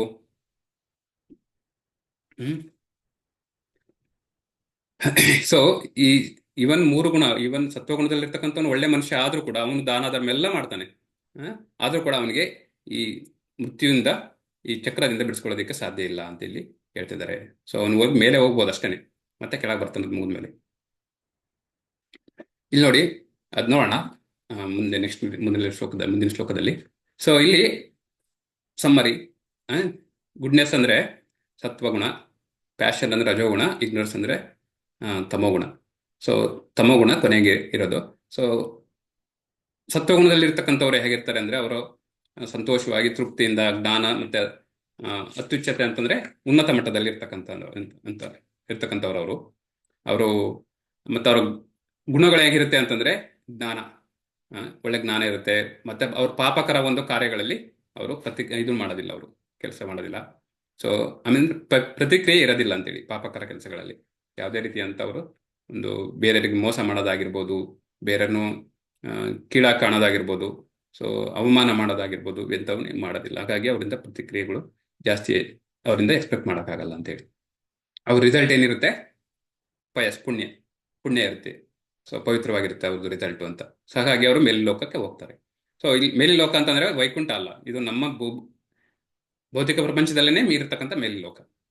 ಸೊ ಪ್ಯಾಷನ್ ಅಂದ್ರೆ ರಜೋಗುಣದಲ್ಲಿರ್ತಕ್ಕಂಥವ್ರು ಯಾವಾಗಲೂ ಕ್ರಿಯೆಗಳೊಂದಿಗೆ ಅಂಟುಕೊಂಡಿರ್ತಾರೆ ಅಂತ. ಸೊ ಕ್ರಿಯೆಗಳಲ್ಲಿ ಅಂಟು ಅಂದ್ರೆ ಅಟ್ಯಾಚ್ಮೆಂಟ್ ಟು ದ ರಿಸಲ್ಟ್. ಅವರ ಮಾಡ್ತಕ್ಕಂಥ ಕೆಲಸಕ್ಕೆ ಒಂದು ಏನು ಪ್ರತಿಫಲ ಇರುತ್ತೆ, ಅದಕ್ಕೆ ಯಾವಾಗಲೂ ಅಂಟ್ಕೊಂಡಿರ್ತಾರೆ. ನಾನು ಇದು ಕೆಲಸ ಮಾಡ್ತೀನಿ, ಅದರಿಂದ ನನಗೆ ಏನು ಸಿಗುತ್ತೆ ಅಲ್ವಾ? ಸೊ ಅದನ್ನ ಎಕ್ಸ್ಪೆಕ್ಟ್ ಮಾಡ್ಕೊಂಡಿರತಕ್ಕಂಥವ್ರು ರಜಗುಣದಲ್ಲಿ. ಸೊ ಅವರಿಗೆ ಡಿಸೈರ್ಸ್ ತುಂಬಾ, ಆಸೆಗಳು, ಇಚ್ಛೆಗಳು ತುಂಬಾ, ಅದರಿಂದ ಅವರು ಅದನ್ನ ಅಂಟ್ಕೊಂಡಿರ್ತಾರೆ ಅಂದ್ರೆ ಆಸೆಗಳಿಗೆ. ಮತ್ತೆ ಅವ್ರಿಗೆ ಗುಣಗಳು ಹಾಗೇನೆ, ಇಚ್ಛೆಗಳು, ಆಸೆಗಳು ಮತ್ತೆ ಅಟ್ಯಾಚ್ಮೆಂಟ್ ತುಂಬಾ ಅವ್ರಿಗೆ. ಸೊ ಅದೇ ರೀತಿ ಈ ಪ್ರತಿಫಲಕ್ಕೆ ಅಪೇಕ್ಷೆ ಮಾಡ್ಕೊಂಡಿರ್ತಾರೆ ಅವರು ರಿಸಲ್ಟ್ ಏನಿರುತ್ತೆ ಅವ್ರದ್ದು ದುಃಖ ಇರುತ್ತೆ ಅಂತೇಳಿ. ಸೊ ಅದರಿಂದ ದುಃಖ ಬರೋದು. ಇವಾಗ ನೋಡಿ, ನಾನು ಹೊಸದಾಗಿ ಒಂದು ಕಾರ್ ತಗೊಂತೀನಿ, ಆ ಕಾರ್ ಯಾರಾದ್ರೂ ಸ್ಕ್ರಾಚ್ ಮಾಡಿದ್ರೆ ಎಷ್ಟು ದುಃಖ ಆಗುತ್ತೆ. ನಾನು ಅಟ್ಯಾಚ್ಮೆಂಟ್ ಆಗಿದ್ರೆ ಮಾತ್ರ, ಆ ಕಾರಿಗೆ ಅಟ್ಯಾಚ್ಮೆಂಟ್ ಆಗಿದ್ರೆ ಮಾತ್ರ ನನಗೆ ಒಂದು ಸ್ಮಾಲ್ ಸ್ಕ್ರಾಚ್ ಆದ್ರೂ ಕೂಡ ಸುಮಾರು ನಮಗೆ ದುಃಖ ಆಗುತ್ತೆ. ಅದೇ ನಾವು ಅದಕ್ಕೆ ಅಟ್ಯಾಚ್ಮೆಂಟ್ ಆಗಿಲ್ಲ ಅಂದ್ರೆ ಅದರಿಂದ ನಮಗೆ ದುಃಖ ಆಗೋದಿಲ್ಲ ಅಂತೇಳಿ. ಸೊ ಯಾವುದೇ ಒಂದು ಮೋಹ ಅನ್ನೋದೇನು ನಮಗೆ ದುಃಖಕ್ಕೆ ಮೂಲ. ಮೋಹನೇ ಇಲ್ಲ ಅಂತಂದ್ರೆ, ಸೊ ಇವಾಗ ನೋಡಿ, ಇವನ್ ಮಕ್ಕಳು ಆಗಿರ್ಬೋದು, ಪೇರೆಂಟ್ಸ್ ಆಗಿರ್ಬೋದು, ಯಾರಾದ್ರೂ ಸರಿ, ಇವನ್ ಮಕ್ಕಳ ಮೇಲೆ ತುಂಬಾ ಅಟ್ಯಾಚ್ಮೆಂಟ್, ಅವ್ರ ಮೇಲೆ ತುಂಬಾ ಅಂದ್ರೆ ಅತಿಯಾದ ಅಟ್ಯಾಚ್ಮೆಂಟ್, ಮೋಹ ಇದ್ಬಿಟ್ರೆ ಏನಾಗುತ್ತೆ ಅಂದ್ರೆ, ಅವ್ರಿಗೂ ಸ್ವಲ್ಪ ಹೆಚ್ಚು ಕಡೆ ಹುಷಾರಿಲ್ಲದಂಗೆ ಆದ್ರೂ ಜ್ವರ ಬಂದ್ರೂ ಕೂಡ ನಮಗೆ ಈ ಕಡೆ ಕೂತ್ಕೊಂಡು ಹೊಡೆದು ಈ ಕಡೆ ಕೂತ್ಕೊಂಡು ನಮಗೆ ಏನು ಮಾಡೋಕ್ಕಾಗೋದಿಲ್ಲ ಹಂಗಾಗಿ. ಸೊ ಅದು ದುಃಖ. ಅಂದ್ರೆ ಓಕೆ, ಅದನ್ನ ಅರ್ಥ ಮಾಡ್ಕೊಂಡು, ಕಾಯಿಲೆ ಎಲ್ಲರಿಗೂ ಬರುತ್ತೆ, ಹಾಗಾಗಿ ಮಗುಗೂ ಬಂದಿದೆ, ಅವ್ರಿಗೆ ಹಾಸ್ಪಿಟ್ಲಿಗೆ ಕರ್ಕೊಂಡು ಹೋಗಿ ಅವ್ರಿಗೆ ಇದು ಕೊಡಿಸಿದ್ರೆ ಸಾಕು ಅಂತೇಳಿ ಅರ್ಥ ಮಾಡ್ಕೊಂಡ್ರೆ ಆ ದುಃಖ ಬರಲ್ಲ. ಅದು ಸರಿ. ಹಾಗೆ ಸೊ ಅದೇ ರೀತಿ ತಮೋಗುಣದಲ್ಲಿರ್ತಕ್ಕಂಥವ್ರು ಆಲಸ್ಯ, ಲೇಜಿನೆಸ್, ನಿದ್ದೆ ಮಾಡೋದು, ಆಮೇಲೆ ಮ್ಯಾಡ್ನೆಸ್, ಹುಚ್ಚುತನ, ಇದೆಲ್ಲ ಅವರದ ಒಂದು ಇದು ಗುಣಗಳು. ಆಮೇಲೆ ಅಟ್ಯಾಚ್ಮೆಂಟ್ ಅಂತೂ ಇರುತ್ತೆ ಅವ್ರಿಗೂ ಕೂಡ. ಅಂಧಕಾರ ಅಂದ್ರೆ ಜ್ಞಾನ ಇರಲ್ಲ. ಸೊ ನಿಷ್ಕ್ರಿಯತೆ, ಅವ್ರ ಆಕ್ಟಿವ್ನೆಸ್ ಇರೋದಿಲ್ಲ ಅವರಿಗೆ. ಮುಖ್ಯವಾಗಿ ಯಾವಾಗ ನಿದ್ದೆ ಮಾಡೋದು, ಆಕ್ಟಿವ್ ಇರಲ್ಲ ಅಂತ ಹೇಳಿ. ಸೊ ಅದು ಅದ್ರ ಕೊನೆಗೆ ರಿಸಲ್ಟ್ ಏನಿರುತ್ತೆ, ಮೂರ್ಖತನ, ಫುಲಿಶ್ನೆಸ್. ಹೌದು. ಇಲ್ಲಿ ನೋಡಿ, ಈಗ ಮುಂದಿನ ಒಂದು ವಿಭಾಗದಲ್ಲಿ ಏನ್ ಹೇಳ್ತಾರೆ, ಅರ್ಜುನ ಕೇಳ್ತಾ ಇದ್ದಾನೆ, ಪ್ರಿಯ ಪ್ರಭುವೇ, ಈ ಗುಣತ್ರಯಗಳನ್ನು ಮೀರಿದವನ ಲಕ್ಷಣಗಳು ಯಾವುವು? ಆತನು ಹೇಗೆ ನಡೆದುಕೊಳ್ಳುತ್ತಾನೆ? ಅವನು ಹೇಗೆ ಪ್ರಕೃತಿ ಗುಣಗಳನ್ನು ಮೀರುತ್ತಾನೆ? ಈಗ ಅರ್ಜುನ ಕೃಷ್ಣ ಕೇಳ್ತಿದ್ದಾನೆ ಪ್ರಶ್ನೆ ಏನದು? ಸೊ ಈ ಮೂರು ಗುಣಗಳನ್ನ ಮೀರಿದವನು ಹೇಗಿರ್ತಾನೆ, ಅವನ ವರ್ತನೆ ಹೇಗಿರುತ್ತೆ, ಅವನ ಗುಣಗಳು ಹೇಗಿರುತ್ತಾನೆ ಅಂತಲ್ಲಿ ಕೇಳ್ತಾ ಇದ್ದಾರೆ. ಈಗ ಅವರು ಹೇಳ್ತಾರೆ, ಮುಖ್ಯವಾಗಿ ಇಲ್ಲಿ ಯಾರಾದ್ರೂ ಓದಿ, ಸ್ವಲ್ಪ ದೊಡ್ಡದಿದೆ ಇದು. ದೇವೋತ್ತಮ ಪರಮಪುರುಷನು ಹೀಗೆಂದನು, ಪಾಂಡುವಿನ ಮಗನಾದ ಅರ್ಜುನನೇ, ಈ ಲಕ್ಷಣಗಳಿರುವ ಮನುಷ್ಯನು ಗುಣಗಳನ್ನು ಮೀರಿದವನು ಎಂದು ಹೇಳುತ್ತಾರೆ. ಅವನು ಬೆಳಕು, ಪ್ರವೃತ್ತಿ ಮತ್ತು ಮೋಹಗಳು ಇದ್ದಾಗ ಅವನ್ನು ದ್ವೇಷಿಸುವುದಿಲ್ಲ. ಅವು ಮರೆಯಾದಾಗ ಅವುಗಳನ್ನು ಬಯಸುವುದಿಲ್ಲ. ಅವನು ಐಹಿಕ ಗುಣಗಳು ಈ ಎಲ್ಲಾ ಪ್ರತಿಕ್ರಿಯೆಗಳ ಉದ್ದಕ್ಕೂ ನಿಶ್ಚಲವಾಗಿ ಮತ್ತು ನಿರಾತಂಕವಾಗಿ ಇರುತ್ತಾನೆ. ಗುಣಗಳು ಮಾತ್ರವೇ ಕೆಲಸ ಮಾಡುತ್ತಾನೆ ಎನ್ನುವುದನ್ನು ಅರ್ಥ ಮಾಡಿಕೊಂಡು ಉದಾಸೀನನಾಗಿ ಮತ್ತು ಆಧ್ಯಾತ್ಮಿಕ ಮನಸ್ಕನಾಗಿ ಉಳಿಯುತ್ತಾನೆ. ಅವನು ಆತ್ಮದಲ್ಲಿ ಸ್ಥಿರನಾಗಿ ಸುಖ ದುಃಖಗಳನ್ನು ಒಂದೇ ರೀತಿ ಕಾಣುತ್ತಾನೆ. ಒಂದು ಮಣ್ಣಿನ ಹೆಂಟೆ, ಒಂದು ಕಲ್ಲು ಮತ್ತು ಒಂದು ಚಿನ್ನದ ತುಂಡು ಎಲ್ಲವನ್ನೂ ಸಮದೃಷ್ಟಿಯಿಂದ ಕಾಣುತ್ತಾನೆ. ಪ್ರಿಯ ಅಪ್ರಿಯಗಳು ವಿಷಯಗಳನ್ನು ಒಂದೇ ಸಮನೆ ಇರುತ್ತಾನೆ. ಹೊಗಳಿಕೆ ಮತ್ತು ತೆಗಳಿಕೆ, ಮಾನ ಮತ್ತು ಅಪಮಾನ ಇವುಗಳ ವಿಷಯದಲ್ಲಿ ಒಂದೇ ರೀತಿ ಇದ್ದು ಸ್ಥಿರವಾಗಿರುತ್ತಾನೆ. ಮಿತ್ರ ಮತ್ತು ಶತ್ರುಗಳ ವಿಷಯದಲ್ಲಿ ಒಂದೇ ರೀತಿ ನಡೆದುಕೊಳ್ಳುತ್ತಾನೆ ಮತ್ತು ಎಲ್ಲಾ ಐಹಿಕ ಚಟುವಟಿಕೆಗಳನ್ನು ಪರಿತ್ಯಜಿಸಿರುತ್ತಾನೆ. ಸೊ ಇಲ್ಲಿ ಏನ್ ಹೇಳ್ತಾನೆ, ಯಾವ ರೀತಿ ಅವನು ಈ ಗುಣಗಳನ್ನ ಮೀರಿದವಂತ ವ್ಯಕ್ತಿ ಯಾವ ರೀತಿ ಇರ್ತಾನೆ ಅಂತ ಇಲ್ಲಿ ಹೇಳ್ತಾ ಇದ್ದಾರೆ. ಮುಖ್ಯವಾಗಿ ನೋಡೋದಾದ್ರೆ, ಅವರು ಯಾವ ತರ ಅವರ ಮನಸ್ಥಿತಿ ಹೇಗಿರುತ್ತೆ ಅಂತಂದ್ರೆ, ಈ ಬೆಳಕು ಮತ್ತೆ ಪ್ರವೃತ್ತಿ, ಬೆಳಕು ಲೈಟ್, ಕತ್ತಲು, ಅದೇ ರೀತಿ ವೃತ್ತಿ, ಪ್ರವೃತ್ತಿ, ಮೋಹ, ಇವೆಲ್ಲನೂ ಅವರು ದ್ವೇಷ ಮಾಡೋದೇ ಇಲ್ಲ ಅವರು. ಓಕೆ, ಬೆಳಕು ಬಂದ ತಕ್ಷಣ ನಾನು ಸಂತೋಷ ಪಡೋದು, ಮತ್ತೆ ಬೆಳಕು ಹೋದ ತಕ್ಷಣ, ಕತ್ಲಾದ ತಕ್ಷಣ ನಾವು ದುಃಖ ಪಡೋದು. ಸೊ ಈ ತರದವ ಅವರಿಗೆ ಈ ಮೋಹ ಅಟ್ಯಾಚ್ಮೆಂಟ್ ಅಂತೂ ಇರೋದಿಲ್ಲ. ಅವರಿಗೆ ಯಾವುದೇ ರೀತಿಯಾದಂಥ ಒಂದು ಸಂತೋಷ ಆಗಿರ್ಬೋದು ಬಂದ ತಕ್ಷಣ ಅದನ್ನು ದ್ವೇಷ ಮಾಡೋದೇ ಇಲ್ಲ ಇದನ್ನ. ಅದೇ ರೀತಿ ಅವರು ಇವುಗಳು ಮರೆಯಾದಾಗ, ಈಗ ಸಂತೋಷ ಇದೆ, ಅವರು ದ್ವೇಷ ಮಾಡಲ್ಲ. ಸಂತೋಷ ಹೋಗಿ ದುಃಖ ಬಂದ ತಕ್ಷಣ ಅವರು ಅದರಿಂದ ಅವರು ವಿಚಲಿತ ಆಗೋದಿಲ್ಲ ಅಂತೇಳಿ ಹೇಳ್ತಿದ್ದಾರೆ. ಆಮೇಲೆ ಅದನ್ನು ಕೂಡ ಅವ್ರು ಬಯಸೋದಿಲ್ಲ. ಇವಾಗ ಬೆಳಕಿದೆ, ನನಗೆ ಕತ್ಲು ಬೇಕು, ಅಥವಾ ಕತ್ಲಿದೆ, ಇವಾಗ ನನಗೆ ಬೆಳಕು ಬೇಕು. ಇವಾಗ ಸುಖ ಇದೆ, ನನಗೆ ಸಂತೋಷ ಬೇಕು. ಸರಿ, ದುಃಖ ಬೇಕು, ದುಃಖ ಇದೆ, ಸಂತೋಷ ಬೇಕು ಅಂತ ಯಾವುದೇ ರೀತಿ ಅಂತ ಅವ್ರಿಗೆ ಬಯಕೆ ಇಲ್ಲ. ಸೊ ಇದು ಬರೋದು ಹೋಗೋದು. ಚಳಿಗಾಲ, ಮಳೆಗಾಲ, ಮತ್ತೆ ಬೇಸಿಗೆ ಕಾಲ ಇದ್ದಂಗೆ. ಈ ಕಾಲ ಈಗ ಚಳಿಗಾಲ ನಡೀತಾ ಇದೆ. ಭಾರತದಲ್ಲಿ ಕೂಡ ಚಳಿಗಾಲ ಇದೆ ಅನ್ಸುತ್ತೆ, ಈಗ ಡಿಸೆಂಬರ್. ಅನಂತರ ಇದಾದ್ಮೇಲೆ ನಮಗೆ ಮಳೆಗಾಲ ಬರುತ್ತೆ. ಸೊ ಹಾಗೆ ಅದನ್ನ ಅರ್ಥ ಮಾಡ್ಕೊಂಡವರು ಅದನ್ನಕ್ಕೆ ಯಾವತ್ತೂ ಅವರು ವಿಚಲಿತನಾಗೋದಿಲ್ಲ ಅಂತೇಳಿ ಇಲ್ಲಿ ಹೇಳ್ತಾರೆ. ಮತ್ತೆ ಅವರಿಗೆ ಯಾರು ಗೊತ್ತು ಗುಣಗಳ ಕೆಲಸ ಇದು ಮಾಡ್ತಾ ಇದೆ ಅಂತೇಳಿ. ಈ ಮೂರು ಗುಣಗಳು ಇದೆಲ್ಲ ಕೆಲಸ ಮಾಡೋದು. ಸೊ ನಾವು ಅದು ಏನ್ ಹೇಳಿದ್ವಿ, ಅಹಂಕಾರ ವಿಮೂಢ ಆತ್ಮ, ಸೊ ಅಂದ್ರೆ ಯಾರು ಫೂಲಿಶ್ ಪರ್ಸನ್ ಇರ್ತಾನೆ ನಾವು ಹೇಳ್ತಾನೆ ನಾನೇ ಇದೆಲ್ಲ ಮಾಡ್ತಾ ಇರೋದು, ಕರ್ತಾಹರಂ ಇತಿ ಮನ್ಯತೆ. ಸೊ ಆದರೆ ಇದು ಮಾಡೋದೆಲ್ಲ ಪ್ರಕೃತಿಯ ಮೂರು ಗುಣಗಳು ಮಾಡೋದು ಈ ಕೆಲಸಗಳು. ಸೊ ಕೆಟ್ಟದ್ದು ಮಾಡೋದು, ಒಳ್ಳೇದು ಮಾಡೋದು, ಅಥವಾ ಬೇರೆ ಬೇರೆ ಚೇಂಜ್ ಆಗೋದು, ಸುಖ ದುಃಖ, ಇದೆಲ್ಲ ನಾವು ನೋಡೋದೆಲ್ಲ ಇದು ಮೂರು ಗುಣಗಳಿಂದ ಮಾಡೋದು. ಅದೇ ರೀತಿ ನಾವು ಯಾವುದೇ ಒಂದು ಕೆಲಸ ಮಾಡಿದ್ರು ಕೂಡ ಸೊ ಅದು ಪ್ರಕೃತಿ ಮೂರು ಗುಣಗಳಿಂದ ನಡೆಯುತ್ತೆ ಅಂತೇಳಿ ಅರ್ಥ ಮಾಡ್ಕೋಬೇಕು. ಮತ್ತೆ ಅವನೇನು ಹೇಳ್ತಾನೆ, ಅವನ ಮನಸ್ಸು ಯಾವಾಗಲೂ ಸ್ಥಿರವಾಗಿರುತ್ತೆ ಅಂತೇಳಿ ಹೇಳ್ತಿದ್ದಾನೆ. ಸುಖ ದುಃಖಕ್ಕೆ ಯಾವುದೇ ರೀತಿ ಅಂತ ಒಂದು ಅವನು ಬೇರೆ ತರ ಕಾಣಿಸೋದಿಲ್ಲ ಅಂತೇಳಿ. ಮಣ್ಣಿನ ಹೆಂಗೆ ಅಂದ್ರೆ ಮಣ್ಣಿನ ಹೆಂಟೆ, ಒಂದು ಕಲ್ಲು ಮತ್ತೆ ಒಂದು ಚಿನ್ನದ ಒಂದು ತುಂಡು, ಈ ಮೂರನ್ನು ಕೂಡ ಸಮದೃಷ್ಟಿಯಿಂದ ನೋಡ್ತಾನೆ ಅಂತ ಅವನು. ಯಾರವನು ಮೂರು ಗುಣಗಳ ಬಿಟ್ಟು ಹೊರತಾಗಿ ಇದನ್ನು ಮೀರಿ ನಿಂತಿರೋಂಥವನು, ಮೂರು ಗುಣಗಳನ್ನು ಕೂಡ ಮೀರಿ ನಿಂತಿರ್ತಕ್ಕಂಥವನು, ಅವನು ಮೂರನ್ನು ಒಂದೇ ತರ ನೋಡ್ತಾನೆ ಅಂತ, ಅವನಿಗೇನು ಡಿಫ್ರೆನ್ಸ್ ಇರಲ್ಲ ಅಂತ ಇಲ್ಲಿ ಅವರು ಹೇಳ್ತಾ ಇದ್ದಾರೆ. ಮತ್ತೆ ಏನ್ ಹೇಳ್ತಾರೆ, ಹೊಗಳಿಕೆ ತೆಗಳಿಕೆ ಮತ್ತೆ ಈ ಬೈಯದು, ಅಪಮಾನ ಅಪಮಾನ, ಇವಕ್ಕೆಲ್ಲನೂ ಕೂಡ ಅವರು ಯಾವುದೇ ರೀತಿಯಂತ ಒಂದು ವಿಚಲಿತನಾಗದೆ ಸ್ಥಿರವಾಗಿ ಇರ್ತಾನೆ ಅಂತ. ಮತ್ತೆ ಅವರಿಗೆ ಯಾವುದೇ ರೀತಿ ಶತ್ರುಗಳು ಇದ್ರೂ ಕೂಡ ಶತ್ರು ಮಿತ್ರ ಇಬ್ರು ಕೂಡ ಒಂದೇ ಸಮಾನವಾಗಿ ಕಾಣ್ತಾನೆ. ಅದು ನಾವು ನೋಡ್ಬೋದು ಇಲ್ಲಿ. ಸೊ ಅವನಿಗೆ ಯಾವುದೇ ರೀತಿಯಂತ ಒಂದು ಚೇಂಜಸ್ ಕಾಣಿಸೋದೇ ಇಲ್ಲ ಈ ಭೌತಿಕ ಪ್ರಪಂಚದಲ್ಲಿ. ಯಾಕೆಂದ್ರೆ ಅವನಿಗೆ ಜ್ಞಾನ ಭಕ್ತಿ ಎಲ್ಲನೂ ಇರುತ್ತೆ ಅವನಿಗೆ. ಹಾಗಾಗಿ ವಿದ್ಯಾವಿನಯ ಸಂಪನ್ನೆ ಬ್ರಾಹ್ಮಣೇ ಗವಿ ಅಸ್ತಿನಿ. ಸೊ ಶ್ವಪಾಕೇಚ ಶುನೀಚೈವ ಶ್ವಪಾಕೇಚ ಸೊ ಪಂಡಿತ ಸಮದರ್ಶಿನ ಅಂತೇಳಿ ಭಗವದ್ಗೀತೆಯಲ್ಲಿ ಹೇಳ್ತಾನೆ. ಸೊ ಪಂಡಿತ ಆಗಿರ್ತಕ್ಕಂಥವನು, ಪಂಡಿತ ಎಲ್ಲಾ ಜ್ಞಾನವನ್ನು ಪಡೆದಿರ್ತಕ್ಕಂಥವನು ಏನ್ ಮಾಡ್ತಾನೆ, ಅವನು ಯಾವ ರೀತಿ ಸಮಾನವಾಗಿ ನೋಡ್ತಾನೆ. ಸೊ ಆನೆ ಮತ್ತೆ ಬ್ರಾಹ್ಮಣ, ಗವಿ ಅಸ್ತಿನಿ, ಆನೆ ಮತ್ತೆ ಬ್ರಾಹ್ಮಣ ಮತ್ತೆ ನಾಯಿ ತಿನ್ನೋನು ಚಂಡಾಳ, ಈ 4 ಜನನು ಒಂದೇ ತರ ನೋಡ್ತಾನಂತವನು. ಸೊ ಯಾಕೆಂದ್ರೆ ಅವನು ವಿದ್ಯಾವಿನಯ ಸಂಪನ್ನ, ಅವನು ಅಷ್ಟು ಅವನಿಗೆ ಜ್ಞಾನದ ಒಂದು ಶಾಸ್ತ್ರಗಳ ಒಂದು ಜ್ಞಾನದ ಒಂದು ಗಾಢವಾಗಿ ಅವನಿಗೆ ಇರುತ್ತೆ ಅಂತೇಳಿ ಅದನ್ನು ಇಲ್ಲಿ ಹೇಳ್ತಾರೆ.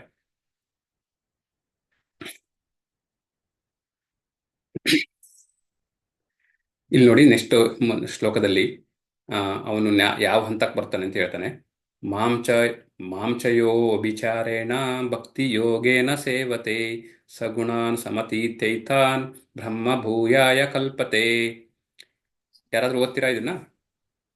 ಎಲ್ಲಾ ಸನ್ನಿವೇಶಗಳಲ್ಲಿಯೂ ಲೋಪ ಮಾಡದೆ ಸಂಪೂರ್ಣ ಭಕ್ತಿ ಸೇವೆಯಲ್ಲಿ ನಿರತನಾದವನು ಕೂಡಲೇ ಐಹಿಕ ಪ್ರಕೃತಿ ಗುಣಗಳನ್ನು ಮೀರುತ್ತಾನೆ.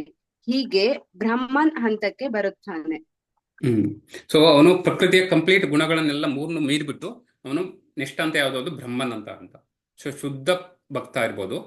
ಸೊ ಆ ಶುದ್ಧ ಭಕ್ತ ಆಗಿರ್ತಕ್ಕಂಥವನು ಅವನು ಬ್ರಹ್ಮನ್ ಅಂತಂದ್ರೆ ಕಂಪ್ಲೀಟ್ ಸಾಕ್ಷಾತ್ಕಾರ, ಆತ್ಮ ಸಾಕ್ಷಾತ್ಕಾರಗೊಂಡಿರ್ತಾನೆ. ಅವನು ಪರಮಾತ್ಮನನ್ನ ನೋಡ್ತಾ ಇರ್ತಾನೆ. ಅವನ ಹೃದಯದಲ್ಲಿರ್ತಕ್ಕಂಥ ಪರಮಾತ್ಮ ಅವನಿಗೆ ಕಾಣಿಸ್ತಾ ಇರುತ್ತೆ ಅಂತ. ಆ ಬ್ರಹ್ಮನ್ ಅಂತ ಹೋಗೋದು ತುಂಬಾ ಕಷ್ಟ. ಬ್ರಹ್ಮನ್ ಅಂತಕ್ಕೆ ಹೋಗ್ಬೇಕು ಅಂದ್ರೆ ಈ 3 ಗುಣಗಳನ್ನು ಮೀರಿ, ಸೊ ನಮ್ಗೆ ಹೇಳ್ದಂಗೆ ಸುಖ ದುಃಖಕ್ಕೆ ಯಾವುದೇ ರೀತಿಯಾದಂಥ ಒಂದು ವಿಚಲಿತನಾಗದೆ ಭಕ್ತಿ ಮಾಡ್ಕೊಂಡು ಹೋಗ್ಬೇಕು. ಅವನು ಭಕ್ತಿ ಮಾರ್ಗದಲ್ಲಿ ಕಂಪ್ಲೀಟ್ ಆಗಿ ಎಲ್ಲ ಡಿಟ್ಯಾಚ್ಮೆಂಟ್, ಎಲ್ಲದರಿಂದನೂ ಒಂದು ನಿವೃತ್ತಿ ಅಂದ್ರೆ ನಾನು ಡಿಟ್ಯಾಚ್ ಅಂತಂದ್ರೆ ಇಲ್ಲಿ ಏನಂದ್ರೆ ಹೇಗೇನು ಹೆಂಡತಿ ಮಕ್ಕಳನ್ನ ಬಿಟ್ಟು ಹೋಗೋದು ಅಂತಲ್ಲ. ಹೆಂಡತಿ ಮಕ್ಕಳು ನೋಡ್ಕೊಂಡು ಸೊ ಅವರಿಗೆ ಎಷ್ಟು ಸೇವೆ ಮಾಡಬೇಕು ಅಷ್ಟು ಸೇವೆ ಮಾಡಿಕೊಂಡು ದೇವರ ಭಕ್ತಿನಲ್ಲಿ ಅವರು ನಿರತನಾಗಿರ್ತಾನೆ ಅಂತ.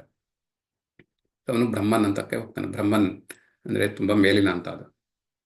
ಸೊ ಅವರ ಜೀವನವು ನನ್ನ ಸೇವೆಗೆ ಸಂಪೂರ್ಣವಾಗಿ ಮೀಸಲಾಗಿದೆ. ಸೊ ದೇವರ ಒಂದು ಸೇವೆಗೆ ಇದು ಕೃಷ್ಣ ಪರಮಾತ್ಮ ಹೇಳ್ತಿರೋದು. ಯಾರು ಬ್ರಹ್ಮನ್ ಹಂತದಲ್ಲಿರ್ತಾರೆ ಅಥವಾ ಈ 3 ಗುಣಗಳನ್ನು ಮೀರಿ ಹೋಗಿರ್ತಾರೆ, ಅವರು ನನ್ನ ಸೇವೆಗೆ ಸಂಪೂರ್ಣವಾಗಿ ಮೀಸಲಾಗಿರ್ತಾರೆ ಅಂತೇಳಿ. ಸೊ ಓದೋದಾಗಿರ್ಬೋದು, ಬೆಳಿಗ್ಗೆ ಶ್ರವಣಂ, ಕೀರ್ತನಂ, ವಿಷ್ಣು ಸ್ಮರಣಂ. ಮೊದಲಿಗೆ 3 ಮುಖ್ಯವಾಗಿ. ಶ್ರವಣಂ ಅಂದ್ರೆ ಕೇಳೋದು, ದೇವರ ಒಂದು ಗುಣ ರೂಪ ಲೀಲೆ, ಸೊ ಅದನ್ನ ಕೇಳಿಸ್ಕೊಳ್ಳೋದು, ಅವರ ಚಟುವಟಿಕೆಗಳನ್ನು, ಅವರ ಬಾಲ್ಯ ಲೀಲೆಗಳನ್ನು ಕೇಳಿಸ್ಕೊಳ್ಳೋದಾಗಿರ್ಬೋದು, ಅವರ ಒಂದು ಕಥೆಗಳನ್ನು ಕೇಳೋದಾಗಿರ್ಬೋದು. ಸೊ ಹರಿಕತೆ ಇವೆಲ್ಲ ಕೇಳಿಸ್ಕೊಳ್ಳೋದು ಶ್ರವಣ ಮಾಡೋದು. ಕೀರ್ತನಂ ಅಂದ್ರೆ ನಾವು ಅವ್ರನ್ನ ಈ ಗುಣರೂಪ ಲೀಲವನ್ನು ಓದೋದು. ಸೊ ನಾವು ಓದೋದು, ಸೊ ಅದು ಕೀರ್ತನ ಆಗಿರ್ಬೋದು, ಅಥವಾ ಭಜನೆ ಕೀರ್ತನೆ ಮಾಡೋದಾಗಿರ್ಬೋದು, ದೇವರನ್ನು ಹಾಡುಗಳ ಮೂಲಕ. ಸೊ ಇದೆಲ್ಲ ಮಾಡೋದು. ನಂತರ ವಿಷ್ಣು ಸ್ಮರಣ, ಅವ್ರನ್ನ ಯಾವಾಗಲೂ ನಾವು ಸ್ಮರಣೆಯಲ್ಲಿ ಇಟ್ಕೊಳ್ಬೇಕು. ವಿಷ್ಣು ಸ್ಮರಣ, ಈ 3 ಮುಖ್ಯವಾಗಿ ಇರ್ತಕ್ಕಂಥವು. ಇದರಲ್ಲಿ ಅವನು ಮಗ್ನನಾಗಿ ತೊಡಗಿಕೊಂಡಿರ್ತಾನೆ ಅಂತೇಳಿ. ಅದೇ ರೀತಿ ಅವರ ಮಕ್ಕಳಿಗೂ ಕೂಡ ಇಲ್ಲಿ ನೋಡಿ, ಸೊ ಅದರ ಒಂದು ಮಾರ್ಗದರ್ಶನ ಕೊಟ್ಟು ಅವರು ಅದರಲ್ಲೇ ಮುಂದುವರಿತಾ ಇರ್ತಾರೆ ಅಂತೇಳಿ. ಕೊನೆಯಲ್ಲಿ ಯಾರು ಓದಿ ಇದು?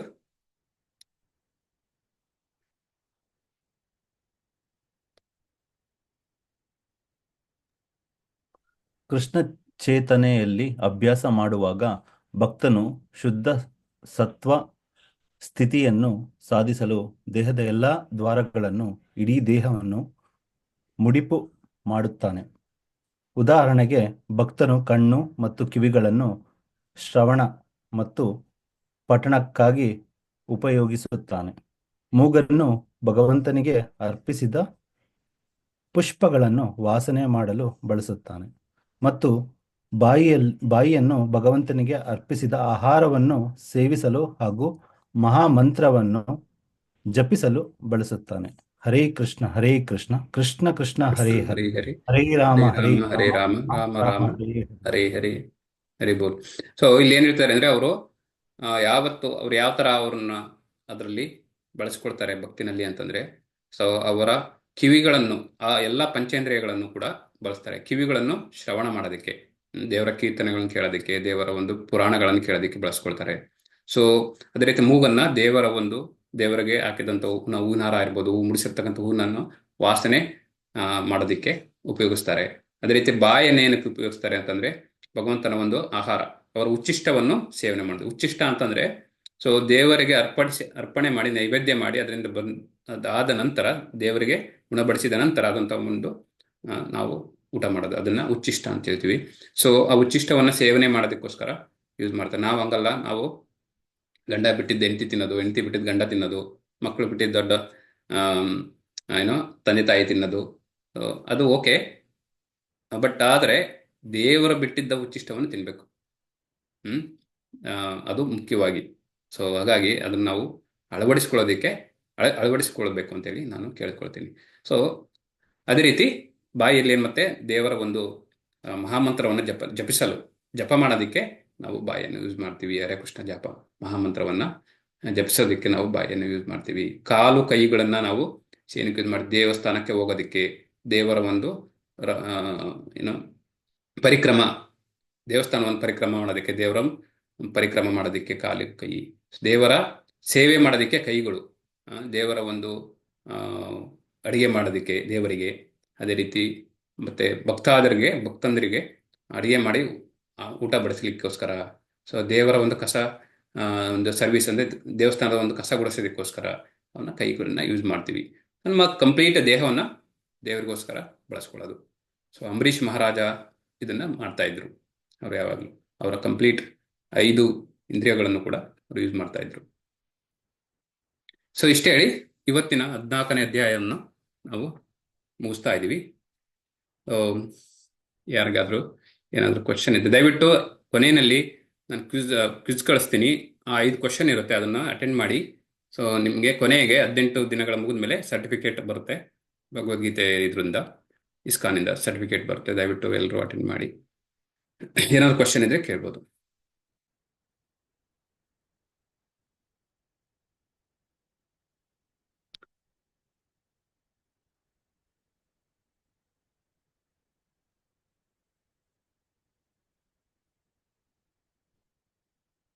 ಸೊ ಇದು ಅರ್ಥ ಆಯ್ತಲ್ವಾ? ಇವತ್ತಿನ ಅಧ್ಯಾಯ ತುಂಬಾ ಮುಖ್ಯವಾದಂಥದ್ದು. ಸೊ ಅದರಲ್ಲಿ ನಾವು ಅರ್ಥ ಮಾಡ್ಕೊಂಡ್ರೆ ದಯವಿಟ್ಟು ನಾವು ಯಾವ ರೀತಿ ಮೇಲಿನ ಗುಣಗಳಿಗೆ, ಈವನ್ ನಮಗೆ ಸತ್ವಗುಣದಲ್ಲಿದ್ದರೆ ಎಷ್ಟೋ ನಮಗೂ ಉತ್ತಮ, ಈ ತಮಗುಣದಲ್ಲಿ ರಜೋಗುಣಕ್ಕಿಂತ ಸತ್ವಗುಣದಲ್ಲಿ ಇರೋದು. ಬಟ್ ಅದೇ ರೀತಿ ನಾವು ಸತ್ವಗುಣದಿಂದ ಮತ್ತೆ ಶುದ್ಧ ಸತ್ವಗುಣಕ್ಕೆ ಹೋಗೋದಕ್ಕೆ ಟ್ರೈ ಮಾಡ್ಬೋದು. ನನಗೆ ಐ ಹೋಪ್ ಎಲ್ಲರಿಗೂ ಇದು ಇಷ್ಟ ಆಯ್ತು ಅನ್ಸುತ್ತೆ. ಬೇರೆ ಏನು ಕ್ವಶನ್ಸ್ ಇಲ್ವಾ?